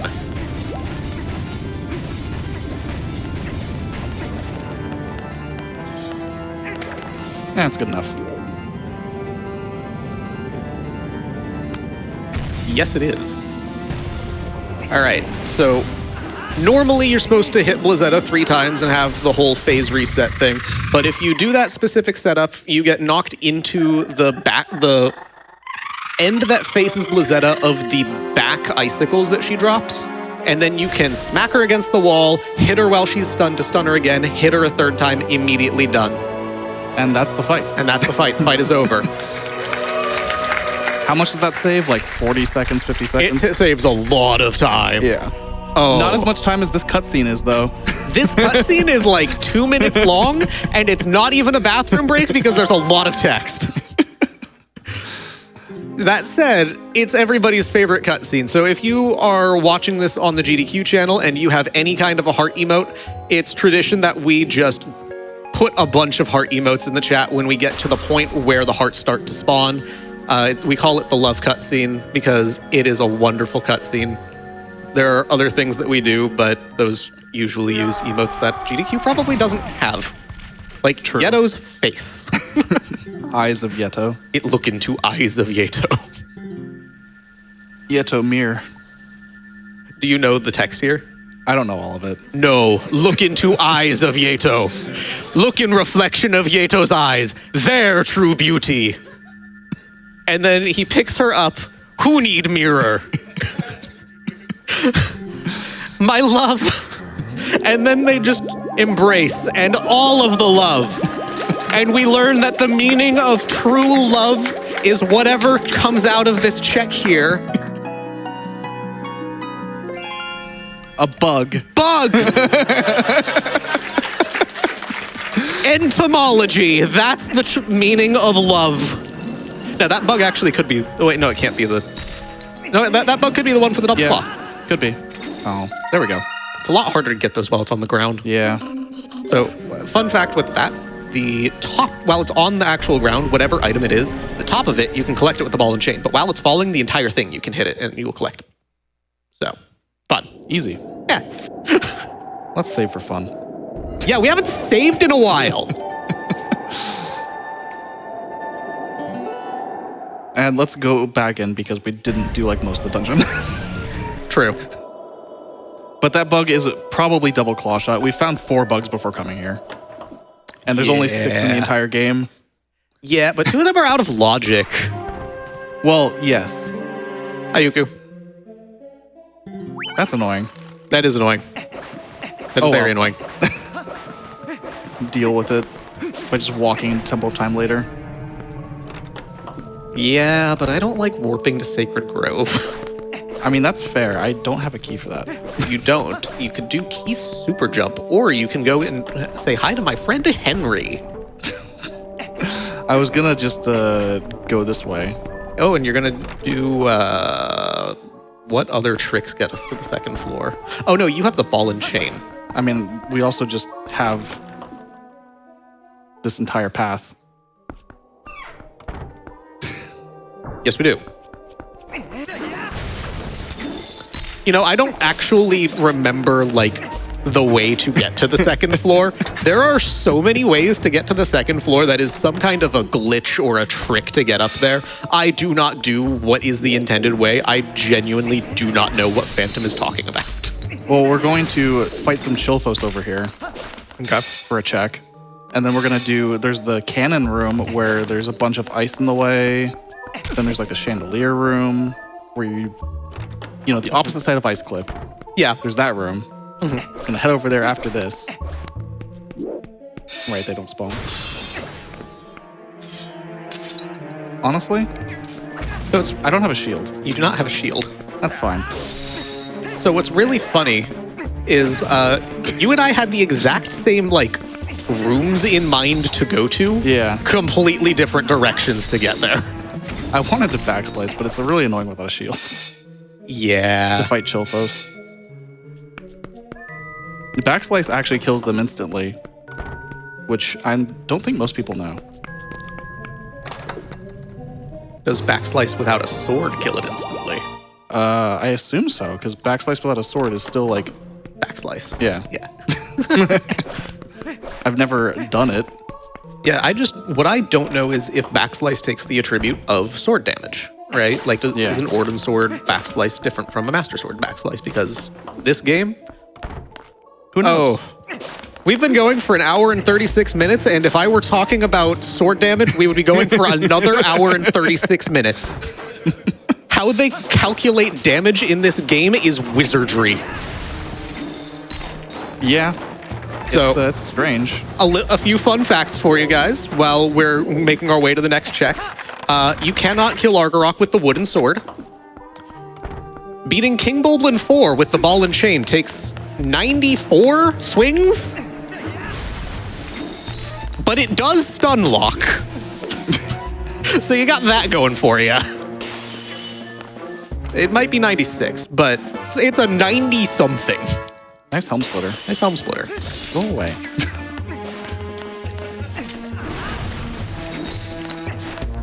Just want to go over here and open this chest.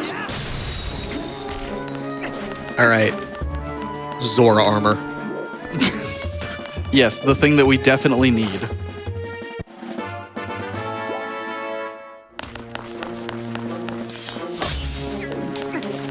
But what even are your Zora armor colors? I don't know. Fair enough. I think it's like purple. So we didn't actually touch on this because we only talked about it during the tech check. Link is a different color of model because that's one of the, well, randomization features that you can do, or you can select them yourself to have like custom models. I personally like to go with a blue and black scheme. What we have here, we have trans rights. Got the pink hair, the blue tunic, and the white... I don't know what that is. Tunic bottom. Something like that.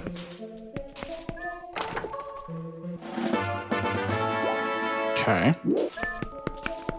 I would like pumpkin, I think, is the one that opens up what I want. And this is a pumpkin. It is cheese. I mean, that actually might be fine. Let's just save warp. Yeah, getting to lobby is... Kind of annoying from here. Yeah. Well, we know that we don't need to go and do the second floor lobby check. Yeah. Well, no, it's northeast chandelier chest we don't need to do. Oh. Okay. Honestly, there's a good chance we don't need to do anything else here. There is a decent chance of it, but it's kind of a risky play because getting back to Snowpeak is very, very slow. Well, we have Snowpeak Uku, actually.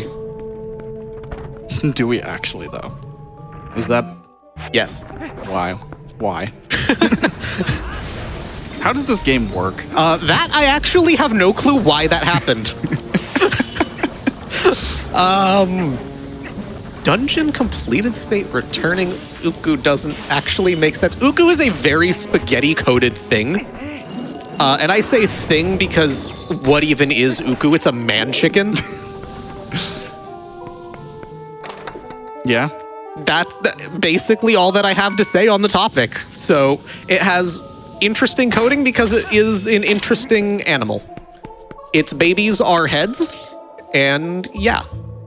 3, 4, 5. That's 5 checks left. We found 2 small keys. Yeah, we have two. We found 2 small keys. We know. Can we do the rest of these without small? We can do the rest of these without small keys. We don't need any small keys. I mean, technically.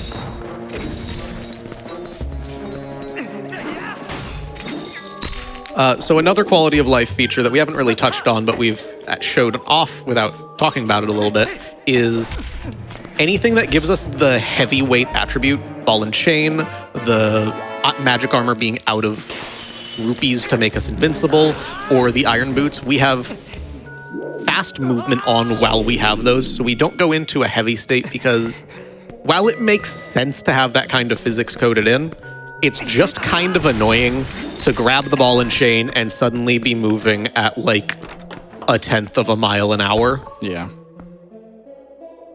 All right, floor clip. Yeah, let's go this way. Awesome. Nice door. I guess I'll just do the chapel. Yeah, we can do chapel and then we can run down to Darkhammer if we need to. Yeah. I'm trying to count keys. I didn't go high enough. There we go. Yeah, I'm trying to count keys in my head, but actually I could open up the menu. Good. There is the Rando menu that looks very ugly. Yeah. Yeah, there is. So we're almost done with Snowpeak here. We do have that lantern, which means that we can go and do Temple of Time. We also most likely have what's going to give us our double claw shots. Now, we know that City in the Sky is path to Armagoma, so we're going to go to very likely finish City before we touch Temple of Time. Temple of Time will be our last dungeon of the seed. Yeah. But right now, we're getting to the point where we're missing a few things for Go mode, but we're getting pretty close. The main thing is boomerang. And spinner. Yeah. So right now, we still need the second claw shot, but we know where that is. And Go mode meaning that we have everything that we need to beat the seed. So we have 1 claw shot left, but we know where that is. We need the spinner. We need the boomerang. And spinner is logically required for Temple of Time.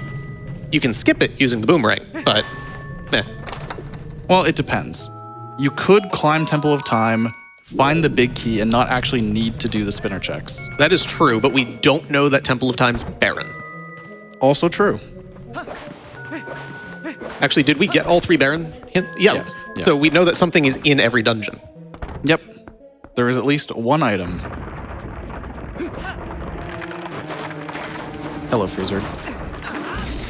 I could clip through you, but I would rather just not deal with it. Oh, clipping is going to be faster. Clipping is going to arguably be easier in some cases. It's so cathartic because the clip sometimes just doesn't work, and it's so cathartic to just not deal with it. 3, 4. Ow.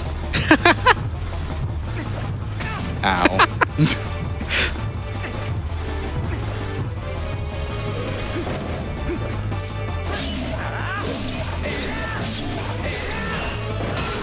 Nice. Good enough. All right. Still got it in one cycle. Yeah, that's all that really matters. Nice. So what is this ball and chain going to be? Ball and chain is going to be Zora armor. I think it's going to be a pumpkin. It could be a pumpkin. Link, that's slow. Don't do that. Yep. TP time off. All right. Ball and chain. It looks like a ball and chain to me. Do you think it's the second one? Oh, could be. Ah, it was a key. I mean, that's useful to get to the main chandelier chest.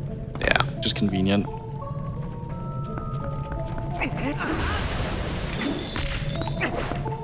Oh, you're going to do it that way? There's so many more fun ways. All right.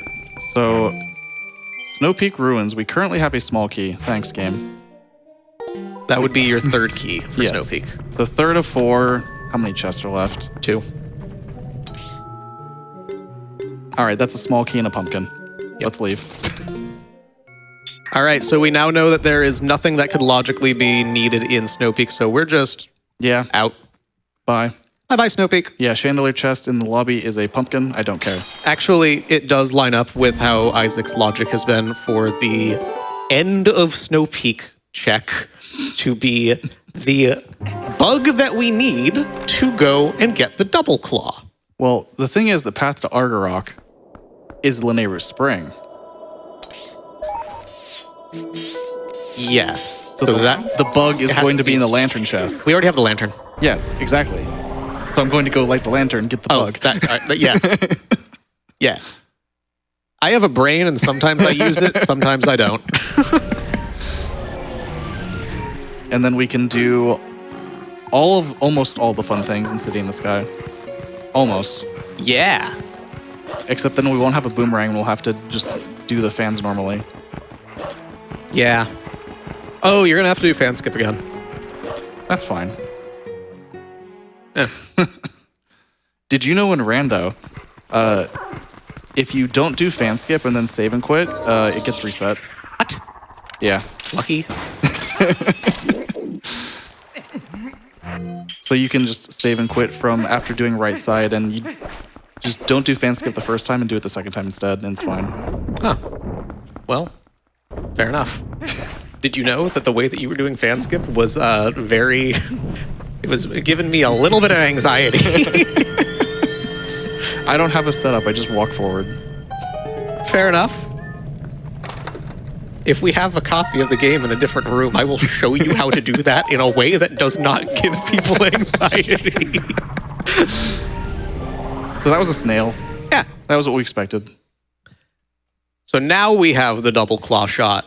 Maybe. Well, We have it has 5 to- of 6 bugs. No, I think we have 6 of 6. Do we have 6 of 6? Yeah. Wow. Buggies. Yeah. Well, bugs are the meaning of love. Not the meaning of life. That's 42. Should I see what the bug that Yetta had would give us? We're going to check all of the bugs. What are you talking about? Why would we check all of them? Aren't you curious? No. It's probably like a red rupee for most of them. Man, now the boomerang's going to be a different one. Wait, no, it can't be. Yeah, we know what Agatha has. Agatha has a sign that tells us we need to talk to her. Yeah. She's very polite like that. She advertises what she has in exchange for bugs. Oh, but you're going to get, I know you have bugs. Oh, that's true. All right, so Agatha here wants to have a ball with the bugs. Like I said earlier, it's the male snail. Yeah, she can have a snail. How's this? It's a claw shot. Crazy. Wow. And now when we leave, because we have 5 other bugs, she could smell them on you. And so she goes, I know you have bugs. Yeah? That's fine. I'm gonna do this. Awesome. We're going to do star 2. I still don't know what the star acronym stands for. Does the sign say? It might. No. Do you want to be a star? I like being a human. But you know, if I had to be anything else, a star is pretty high on the list. Yeah? Yeah, you live a while. For a while, yeah. All right, we're just gonna get a bunch of these while I aim. Where are the... What are you doing? I'm looking for like it's this, but Yeah. sometimes it looks weird. Fair enough. So we get to do this fun game where we have these fangirls who are very happy that we're doing this. And Huh? Interesting. All right, fun. Maybe just like go right back. Yeah. So you're not going to realistically end up on that path again. That's fine. Also good on here. The time restriction in here is not like actually very strict. Yeah, there is a lot of time to do what we need to do. I'll just do this, whatever. We get some girls cheering for us. Thank you. Yeah, they give you so much extra time for Star 2. And the only other person in the room is the guy that looks like Tingle, and I don't remember his name, but he is not very happy that we were able to actually do this because I don't think he imagined that these inventions exist. Very true. Oh, hey, thanks. Yeah? Yeah. You have some lantern oil. Anyway, let's Now go we to City in the Sky. Now we can refill that lantern, which has full oil. True. That is true. Oh, you have the lantern oil? You can go to Temple of Time and do a trick that I could not even explain to you how to do it in a reasonable amount of time. Let's just not do that. We are not going to do that, but it's a fun trick. I really want Boomerang to be in here so I just don't have to actually turn on the fans outside. Yeah. All right. City in the Sky does not technically require Boomerang, but... It does on the right side, but that side is barren. Yeah.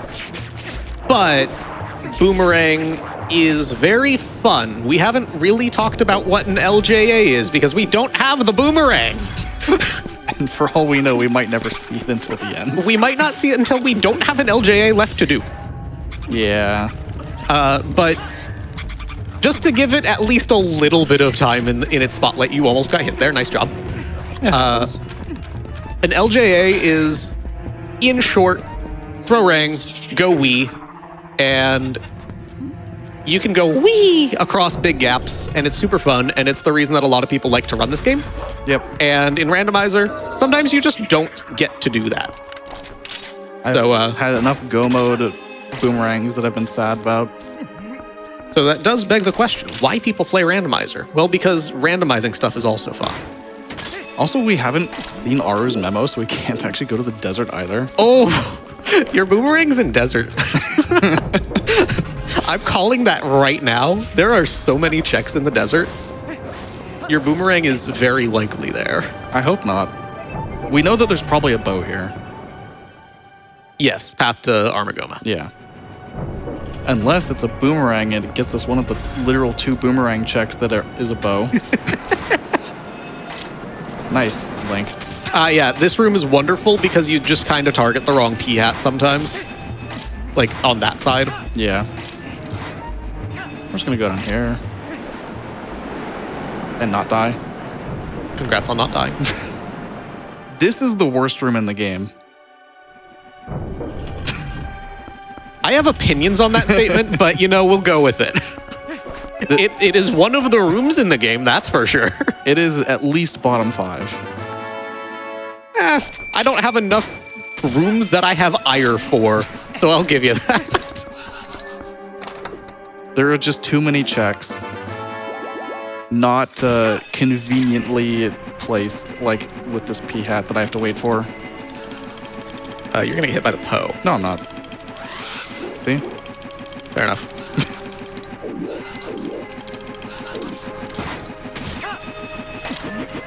If this chest wasn't on the other side of this wall behind 2 P-hats. Yep. Like, I can't just leave this chest. So we have to have the chain go through this tiny hole here, and then we get to keep waiting. Who here loves gameplay mechanics that equate to waiting? We have to wait for this one to turn around too, by the way. And then wait again to get back. Yep. All for this chest. And this chest is going to be $100. Never mind. No. Not even close. Yeah, the meaning of love is bugs, so that's Yeah. a bug. Wait, hold on. Was that Baba's headlight? It like went down a very long distance. Am I the only one that saw that? I have no idea what you're talking about. All right. Oh. It's like, you know those vines in Mario that go woo along like a weird path? It kind of look like that, except a straight line. I love this Helmosaur. Yeah, this Helmosaur doesn't have a name. You want to name it? No. All right, this Helmosaur is named No. Hey, Butter. Yay! That's not needed at all. Who likes butter? Is anybody here a butter fan, or do we have any margarine fans? I actually got mixed results from that, and you know that's fair. Yeah, so the fourth sword upgrade lets you defeat Twilight enemies faster. Which, in at least Season 1 logic and most logic that sane people do, you do not go to Palace of Twilight. Yep.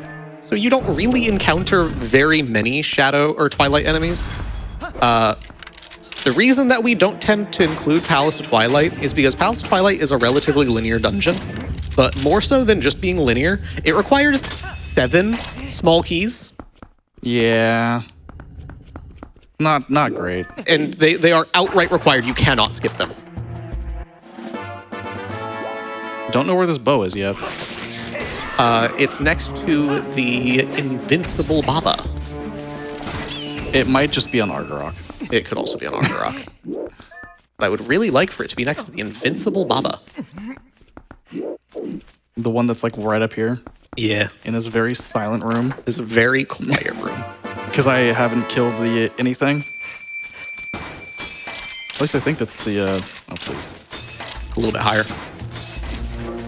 You have to aim like at not the root, but on the stem. Yeah. I just wanted to kill the keys. It's fine. Coos. Whatever.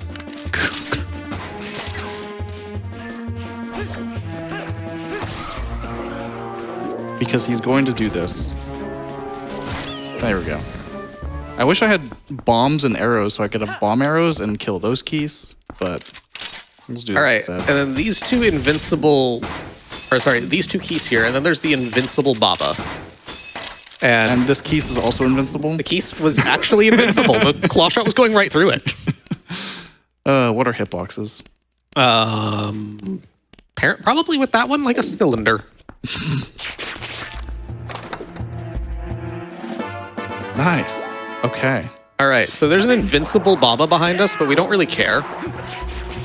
We're doing what is called Reverse City in the Sky, which is everything is done basically in reverse, which is fun, and we like fun here.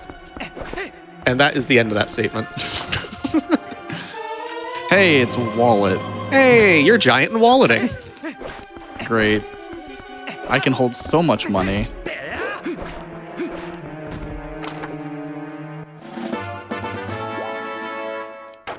Okay. So there is this check here, and this, I believe, is the end of Reverse City. Woo, there was nothing. So it is likely on Argarok because we know that the East Wing is barren. It's a 50-50. It could be, yeah, it could be along. There is one other check. Yep. Literally one before Argarok. I do also need to turn on the outside fans because we don't have a boomerang. Yes. Now we can do Kai Cliff. We don't have to, though. Oh, yeah. I mean, I could. There's no reason to.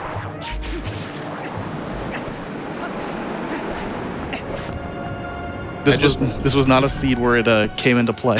I just genuinely forgot that you didn't have to unlock that great thing, like the thing that you pull down. Oh.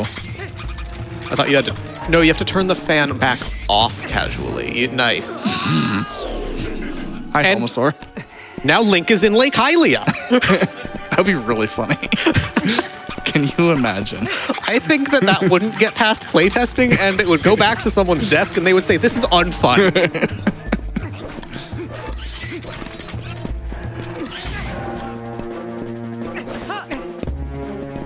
All right, one more time. Yep. As I edge my way up to the door. Definitely not. Yeah, we're going to have a conversation after this. You want to have setups for things and... So, for reference, because it really shouldn't just be an inside thing, like I said before, you need to not touch the door, right?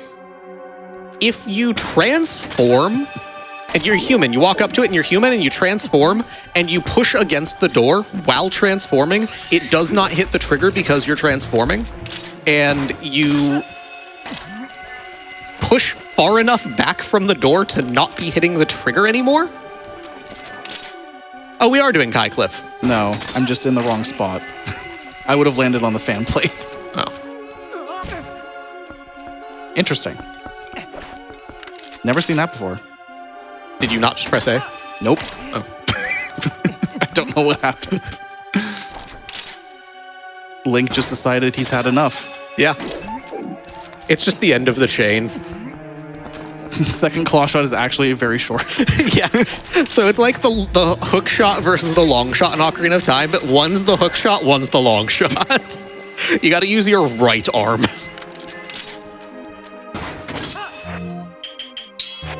I really wish I had a boomerang. I didn't have to do this.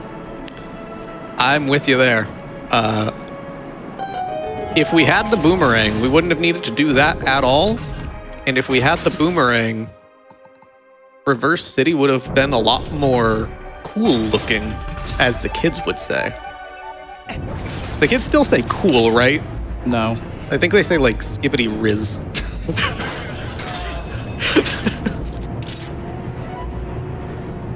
Anyway, fans.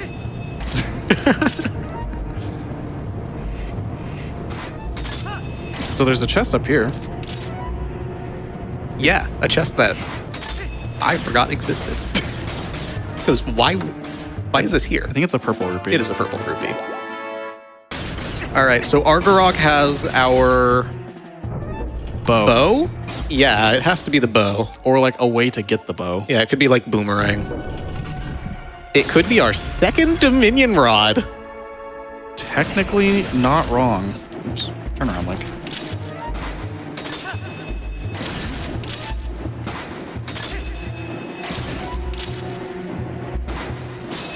So this is the fan tower. The fan tower is It's a room. it's a room. Everything is cycle-based. It's actually really fun to do like quickly, and it looks really cool when done quickly. And Phantom is on a cycle to make it look cool when done quickly. And I'm gonna miss. Oh. You barely got that. Nice. Yeah. Yeah. Fair enough. That's not the fan room. It's not easy to do quickly. You have to do like, while this thing is moving, you aim yourself so that while you move and it moves, your claw shot is lined up to actually hit the grate. Yep. It's very fun if you're good at depth perception. And then sometimes you miss just a little bit. And then at the very top, there's this thing that's not moving, and while you've gotten used to things moving, this is itself annoying. Thankfully, we have the Master Sword for Argarok. We do. Because the Ordon Sword is a 5-cycle fight. You do also have the Great Fairy Tears. I don't know how to do that, though. Fair enough. I'm not going to go for the 2-cycle. This is entirely fair and valid. That is not something that I know how to do very well either. Considering it is a, Hundo exclusive thing, anyway. Yeah, the first category I ever ran was Hundo. True. When's the last time you did Hundo? 2021. That's not true. I did one in 2022, and that's it. Nice. All right, Argarok is our favorite fight because it has a cutscene in the middle of the fight that in literally every speedrun, it has been hours since we had a pee break, and it's long enough for a pee break. That's about it. Just waiting for Argarok to come over here. Come on. You'll make it. Come on, Argy-Wargy. I'm not gonna accidentally cool game. Or purposefully for $100. No. I would do it. Again. Oh, I went the wrong way. Well, not gonna make this. Yeah, that's fine.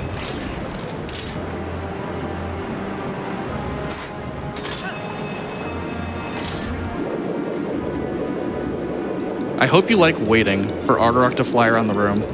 Is everybody a fan of waiting? There you go. They love waiting.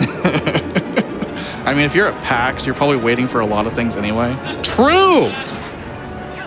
Has anybody tried to get in the line for Echoes of Wisdom?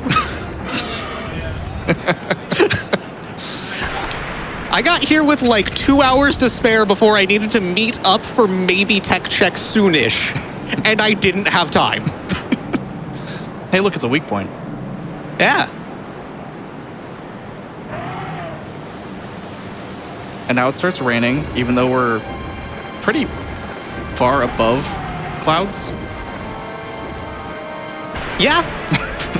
We look down and there's clouds, but there's clouds above us. Yeah.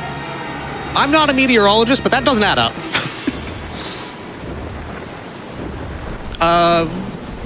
Argarok shed its armor and got stronger, and as a result, the atmosphere got denser, so the clouds went up. Sure. Powered up like, you know, Goku. Uh-huh.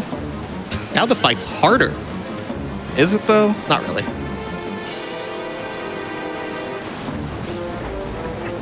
Wee. And there's still clouds below us. Do you want to explain why I did that? So, well, if you jump off the edge after starting the second phase, it resets Argarok to not do a bunch of flying around. And Argarok's like right there, and we can immediately start the damage cycles for the second phase. So what we're going to do here, I'm actually going to be a little quiet because there's an audio cue there. And when Argarok screams, we're going to do 1, 2, well, fair enough. It works anyways. Yeah. We can do that, which is pulling down on the chain enough to cancel Argarok's flame, but not make it reset its cycle, so we can get an easy hit in. And we use an audio cue to know when to launch off of the grating and onto the P-hats. We use Argarok screaming for that. It's like, I think literally everyone uses that. I don't know of anything else. So I'm gonna go quiet again here. And it screamed immediately. Thank you, Argarok. Very cool.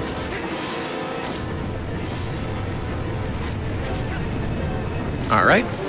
Now, the third one's going to be a little bit different because, as with every Zelda boss, the third phase is a little bit different. The final hit is always slightly different. Yeah, I don't do flame skip on the last one. Never mind, we're going to do it casually. Yeah. All right. To be fair, that one is just one I haven't learned. I just haven't bothered. To be fair, I would have been like counting and been like, all right, now we're going to do this now? You might have been able to do it. Maybe. Did not go high enough. You're going to get, ooh, barely not. It's fine. Everything's fine. All right. So how the last phase works is instead of running out of breath, Argarok then runs out of breath, turns around, and does it again. Yeah, So- I'm just gonna go like 4 over. Yep. So while there is a skip that you can do, which basically resets the cycle like that, and you actually just kind of, you would go back again over 2, and Argarok will, well, 3? It's like 5. Oh, if you don't do the trick, it's like 5. Yeah. Fair enough. The second half to it is when Argarok turns around, you do another flame cancel, and then Argarok falls over. But the fight's done. You can tell because it's breathing fire still for some reason.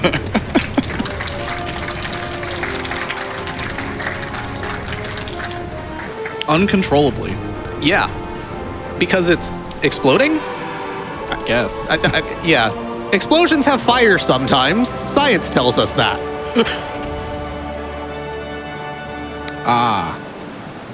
Yay! Remember when I said it could be your second Dominion Rod? I was joking. It was the second Dominion Rod. Thank you, Isaac. Yep, that's cool. That doesn't open up a ton. It opens up like 6? 1, 2, 3, 4, 5. I guess 12? 5 that haven't been hinted dead that I can get to. Okay. Because there's 2 in the desert. Oh yeah, and we already got the Great Bridge of Eldon, second one. So. Well, the Great Bridge is hinted dead. Great Bridge of Hylia is hinted dead. Yes. Not Great Bridge Eldon. of Eldon. Yeah.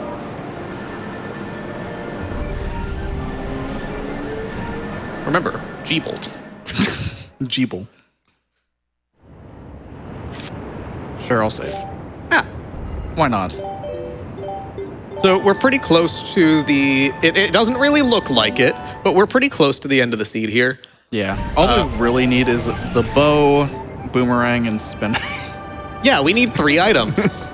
We need 3 items. 2 of them we don't actually need to beat the last dungeon. They're probably in the dungeon. Yeah, they could be. The only thing that we need to do to go to Temple of Time now is we need to get the bow somewhere. Yeah. And that said, the bow can, well, Let's just get these 2 chests while I'm here. Yeah, that's just smart. The only reason that we know that the bow isn't in Temple of Time itself is because we know that City in the Sky is path to Armagoma. Well, the only thing that even makes sense is the Dominion Rod, because thank you, Isaac. The literal only thing we got in that entire dungeon. Yep. Oh, you know what it could easily be? Baron. Yeah. I mean, I might as well go over there, right? Did we ever do the mist checks? Nope. Because we got Lantern and Snowpeak and went straight to City. Yeah. Also, shoutouts to the music in Linear Spring. Yeah, does anybody like Dead Silence? Fairy fountains have never been so lively. Yeah. I'm going to guess that we don't like Dead Silence because the response to do we like Dead Silence was the opposite of Dead Silence. Also, the chest on the other side is like impossible to open.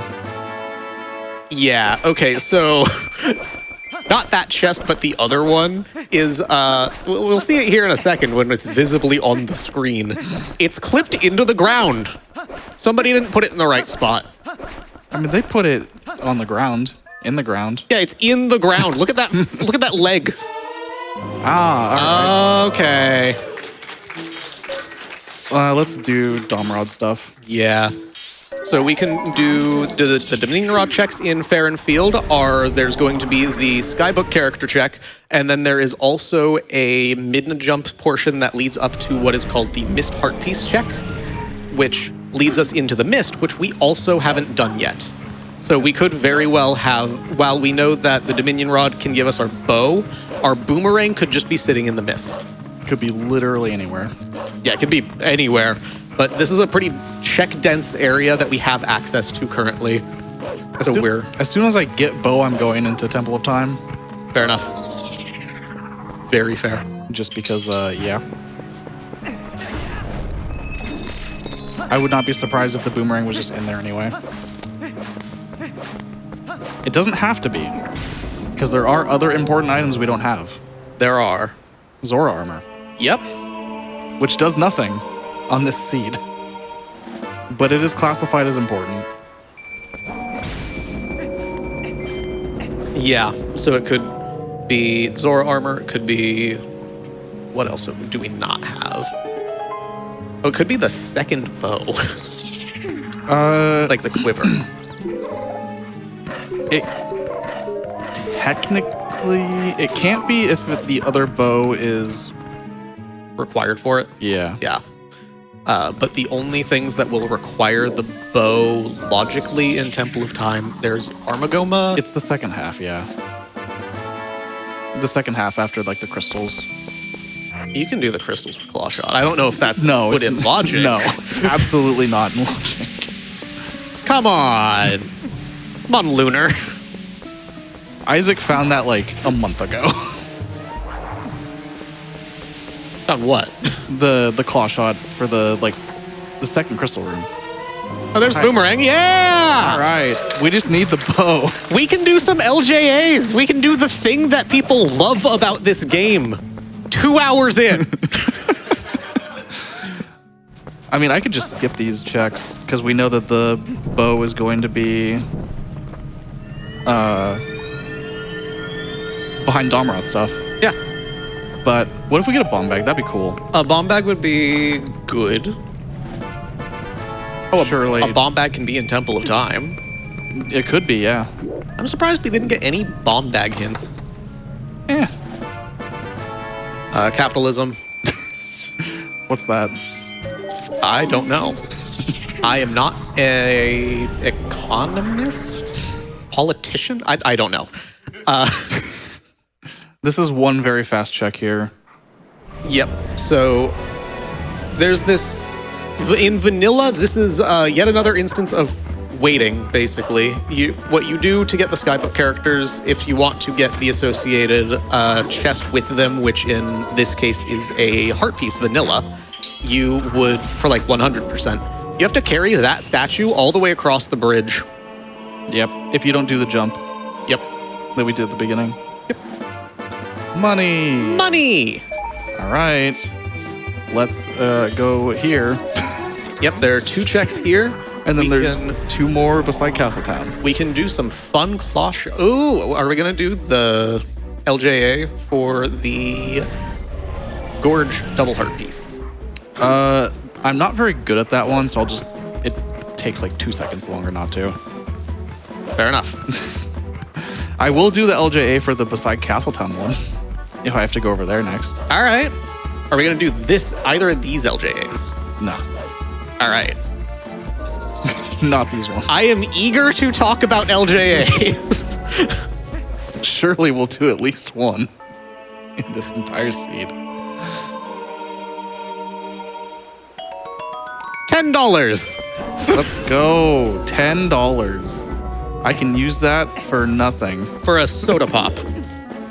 at the venue at the convention center food stand. I don't know how much I spent on this water, but I haven't even touched it. But yeah, like, okay, that was supposed to be putting away the Domrod link. Surely. Huh? Hey! All right. Let's go to Temple of Time. That is go mode. That means that we have everything we need to beat the seed. We're just going to go beat Temple of Time, beat the game, and yay. We just need to find the big key. Yep, which is required to be within its own dungeon. Yep. The first chest in the dungeon has to be the small key. It cannot be big key with Armagoma having small key. These randomizer settings do not allow the bosses to have keys. Link. Also, if you can't tell, the cutscene skipping is automatic by mashing start. Yep, that is another quality of life change that I'm sure rando runners love. And I play the vanilla game a lot, and it throws me off every time. So unfortunately, we can't skip the second Dark Nut. Yeah, we cannot skip the final Dark Nut, which is unfortunate, but also fighting Dark Nuts isn't that bad. It's not bad, but it's very cool. Hi, Uku. Hi! Man chicken! Why did the other Uku show up? I don't know! Look, if anybody is like, anybody from speedrunning or rando, if anybody's watching this, I would really like an answer for that. Like, if Taka's watching, please tell me why that happened. Where that Uku and Snowpeak came from. Lunar, Taka, Chris, Isaac, whoever knows about how this game's code works, I am very interested. Also, Purple Lantern. Purple Lantern.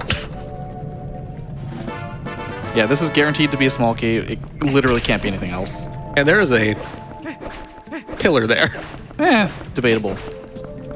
It's only a partial pillar segment. So hopefully the big key is just very early.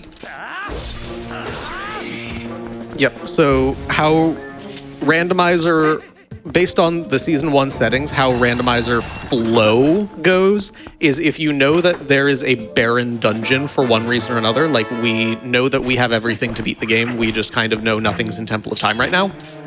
All we want, because the big key is here for the boss door, we know that we should be able to grab that key and just immediately go beat Armagoma.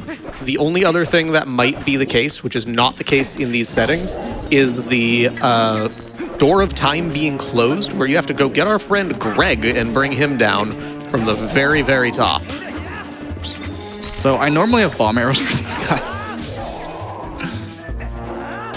Yeah, this looks wonderful. Yeah. I wish I had bomb arrows, but here we are. Yeah. Armos, please. You know, a bombless seed is pretty odd. A little bit. But we do have more hearts. And wonderful. No music for this because I was opening a chest. These Lizalfos are going to push the statue, aren't they? Probably. Don't do it. They didn't push it off. Okay. All right, we're going to save warp and go. All right. Now, Armagoma is a giant spider. So it does also kind of bear noting that I do personally know some people who can't stand Armagoma because of arachnophobia. So note that if you have arachnophobia, maybe don't watch this next boss. But this boss also is RNG. This boss is also RNG, and I love it and hate it, and me saying I love it was a lie. Do you know your record for how many times Armagoma has moved without stopping? Ooh, 9. I think mine is 8. We'll explain what that means in a second when we can visually see it and appreciate it. Hi. This room looks really cool. The camera's locked on the little statue. Link is over there, and we're guiding it over to the little spot to open up this door. And then we're going to roll through it so that it closes and drops the statue off, and then the other one opens. Neat little thing. And now for giant spider that makes baby spiders. Yep. Which is probably the main source of the arachnophobia thing. Also, this room is dark. This room is dark, but luckily the eye is glowy. Yeah. All right, so how Armagoma works is that it's RNG the number of times she moves between the lights before stopping. That one was 4. The minimum is 3. I've also had this fist go through Armagoma. The fist going through Armagoma has to do with something that I'm blanking on right now, but there is a very understandable reason for it. Yeah, so I know Armagoma's gonna go to the middle of the room and make babies. Yep. And we're going to get rid of those babies in short order. Hopefully.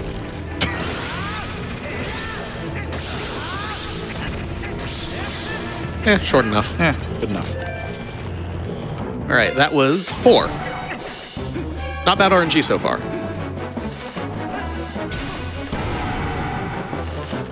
If I remember right, the going through thing has to do with Armagoma's animation and you being too quick.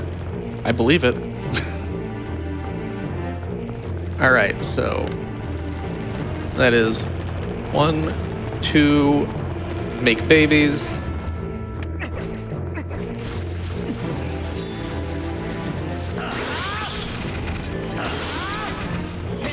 3, 4, 5, 6. Ow. All right. And that is the end of the fight, right? Look at that. Yeah. Ah, Kind of. kind of. I mean, yeah. For the most part. And there goes the boss. If you beat this without... But Link is exacerbated. If you do this without sword, Link does the twirl with the Dominion Rod. Oh, that's cool. So it turns out that the real boss all along was a spider with a giant eye on its back for some reason. Makes sense. Yeah. And so we defeat it with the bow, but then the game, apparently they forgot that we used the bow for the first phase because it just assumes that you chased it down with the sword. Yeah. And so it teleports you to it. With the sword out. It's a purple rupee. I mean, evil. You just call purple rupees evil? I guess. All right. You heard it here first. If you have a $50 bill, that is evil.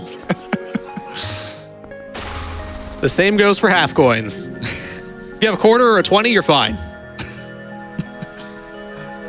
So the fun thing is if you were to have gone into a different dungeon first, you could uku back to that dungeon.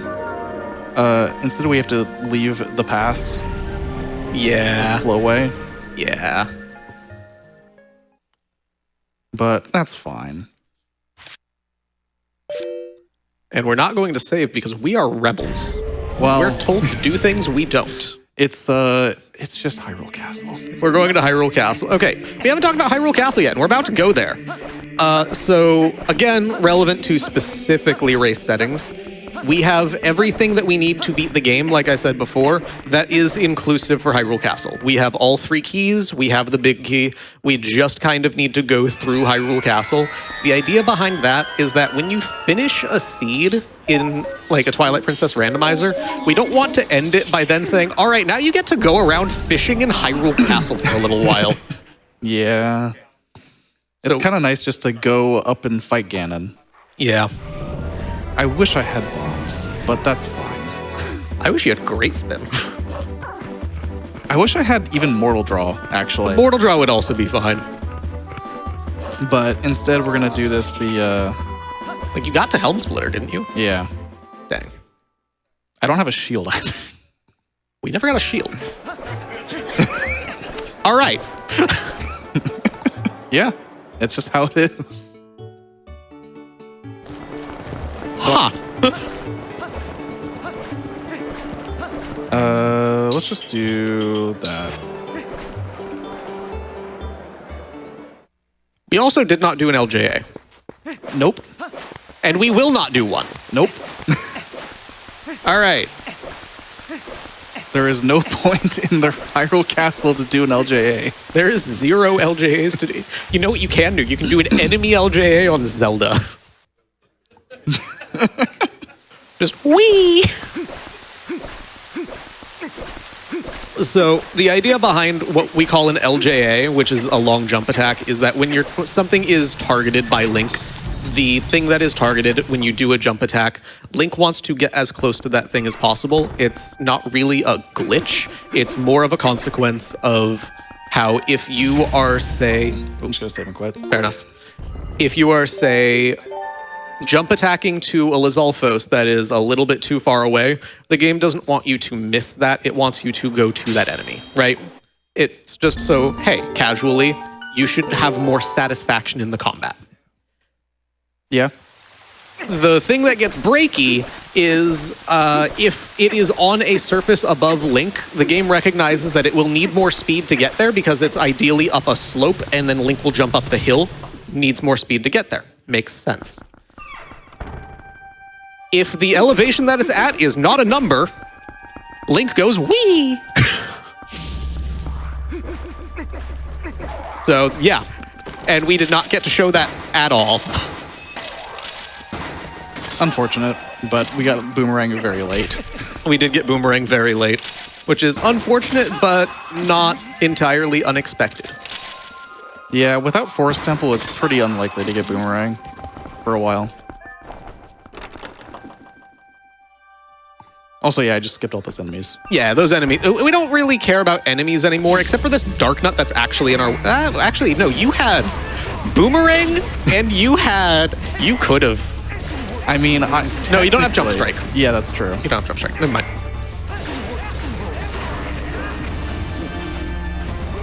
I also really like that we coordinated the shirts, even though we did not talk about it. It was just kind of a... What else was I going to wear? That was exactly my response to it. Like, these are the shirts that were for the TPR run at SGDQ 2024. We were both there and both got a shirt. So we both just decided to wear it for this, of course. Oh, hey, look, there's a chest in here. Hey, we're using the boomerang. That is the one requirement for the boomerang, and it's not even technically required. The way to skip it is just so bad that I wouldn't wish it on my worst enemy. Yeah. So, the Dynalphos are annoying. Oh, yeah, you don't have bombs. Okay, are you going to do slashes? I guess. Do you know the trick to slashes? Without a shield? Not really. Okay, so what you're going to want to do is line them up to like 90 degrees to Link's left and slash. Because he's left-handed, his reach is farther to the left, and it's out of its range of blocking because you're not in front of it. That works on these guys? Yes. Oh, I guess it's hitting that guy, yeah. Yeah, but you also could have turned like a little bit more and it would work on the other one. Yeah. There we go. And then it's 7 slashes. Interesting.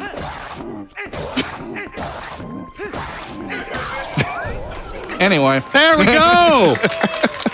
Something I've literally never done before, because I usually, you get bombs. Yeah, if you have bomb arrows, you just beat them instantly by throwing a bomb arrow at them. Actually, you technically can lead it with 1 arrow or a bomb arrow, and that gets their attention, and then you can get a double kill. Yep. Do you want to explain how cool this next room is? All right, so this room is super cool. There are invisible ghost rats that are going to try to get on us and prevent us from going across. And we're not going to go the direction where the platforms don't fall down. So we're going to try to go through it quickly. And if we bonk here, then that is... We didn't bonk, never mind. So Link just jumps right on through, and that's wonderfully annoying to do properly. It's not hard, it's just annoying. Then this is called Final Tower Climb. So it's basically a gauntlet of you go through that bottom part, then as Phantom goes through, beats the first Lizalfos, now they need to use the double claw shot and target a little bit closer onto this grate over here. It just skips claw shotting the closer one, saves a little bit of time. If you are on like the edge. Yeah, if you're on like the edge, you can get that farther grate first. Then we have another fight, and now these are also Lizalfos, but they have skulls. So that means that they're harder to fight. Are they? I don't know. I think they die in the exact same number of hits. Now the reason that we have the spinner. And finally, the final enemy before the final boss, Gauntlet, is the final Dark Nut. It's actually a very easy skip to get around this boss, but it requires pausing and unpausing manually, which Randomizer does for you, so it doesn't work. Yep, we cannot skip this in Rando with the settings that we currently have. You can actually turn off cutscene skipping and make the skip possible. Yeah. But that's not fun. Yeah. And if this weren't Randomizer, where we're, like, launching the proper vanilla game and you actually do that fight is at, like, 9 FPS. Mm-hmm. Everything in this room takes a lot of polygons. And lighting and particles. Lighting, yeah. All right. So Zelda. Okay, so Zelda is an RNG boss, and it's absolutely wonderful. Zelda is going to have an RNG chance to give us a cheese ball on the first, third, and 7th hit, ideally. Except it's guaranteed. I was going to lead them on for a while, but fair enough. It's guaranteed in Randomizer, but there is a lot of RNG involved here. Zelda's going to immediately give us a cheese ball. That's what those are. Yep. And we can hit it right back at her, and she is not a fan of cheese balls. So on the first, third, and 7th hit, we're going to get a cheese ball. The other options are we have a lunge here, which doesn't have a fun name, and then the other one is Dorito. So here's the second cheese ball. Oh, and do you know how to do the weird cutscene stuff at the end? I sometimes get it, but... You just want to be, like, roughly where you are currently, actually? Yeah, like over here somewhere. Yeah. and Zelda needs to be like blocked by the pillar. Yeah. All right, this is really so. There, while it is fixed for the first, third, and seventh hit, the rest are RNG. This is really good RNG. Hey. Yeah, that is perfect RNG. All right, No Doritos. no Doritos. We are a fan of whatever other chip brands exist. Ruffles. All right, and then there's a little glitchy cutscene here, and you look at her arms and go, ah, as it fades out. And then this is Ganon. This is Beast Ganon, specifically. Everybody get ready for emailing. Because listen to the music here. Ow. Email me, email me. That's what he's saying? If you're Beast, you think it's what he's saying. Oh, no. I mean, this game was made in 2006. Email was like a method of communication that people used outside of the corporate world. True.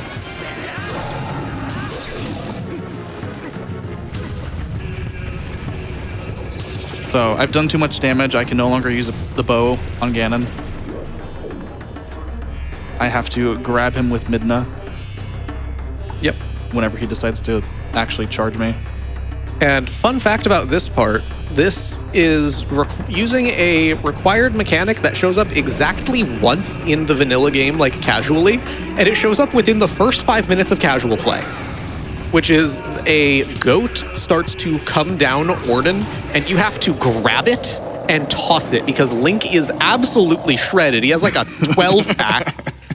He just grabs this rampaging goat by the horns and throws it over his shoulder. Yep.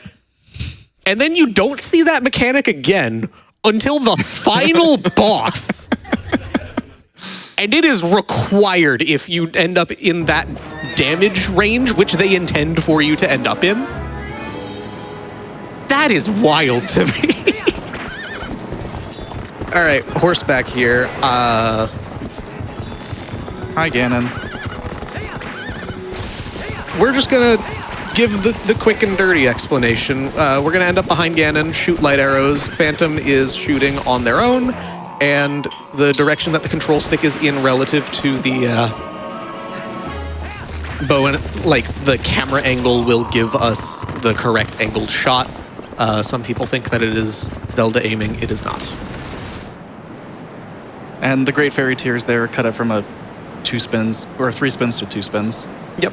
Which could have been done to do to Beast Ganon as well. It would have been a very complicated range of damage values to actually do that in. Without Mortal Draw, I don't know how the damage works out for Beast Ganon. I do, but it would have been a lot of 1-2, 1-2, and I'm not going to do that live on stage. Yeah.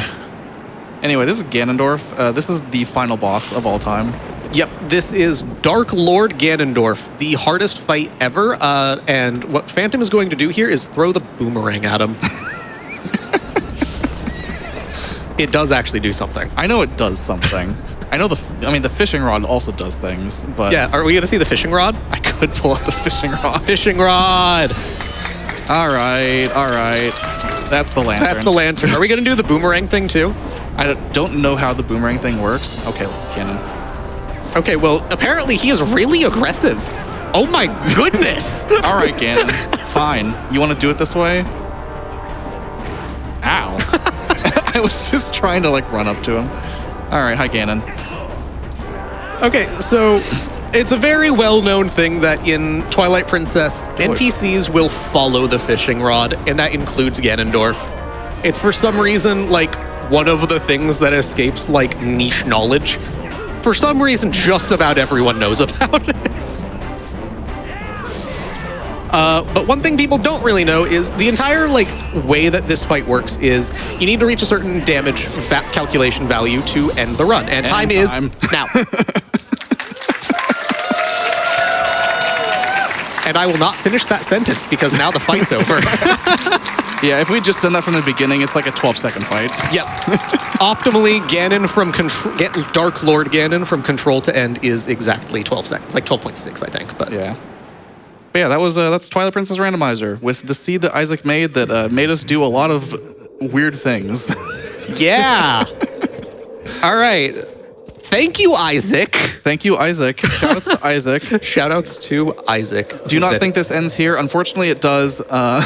It does end right here. I am Phantom. I stream a lot of randomizers on the weekends and do speedruns during the week primarily, and Glubbers. I am Glubbers. I do basically the opposite. I do speedruns almost exclusively, and I do randomizer sometimes, usually on the weekends, because I like doing it as extra stuff. Thank you. Yeah, thank you guys.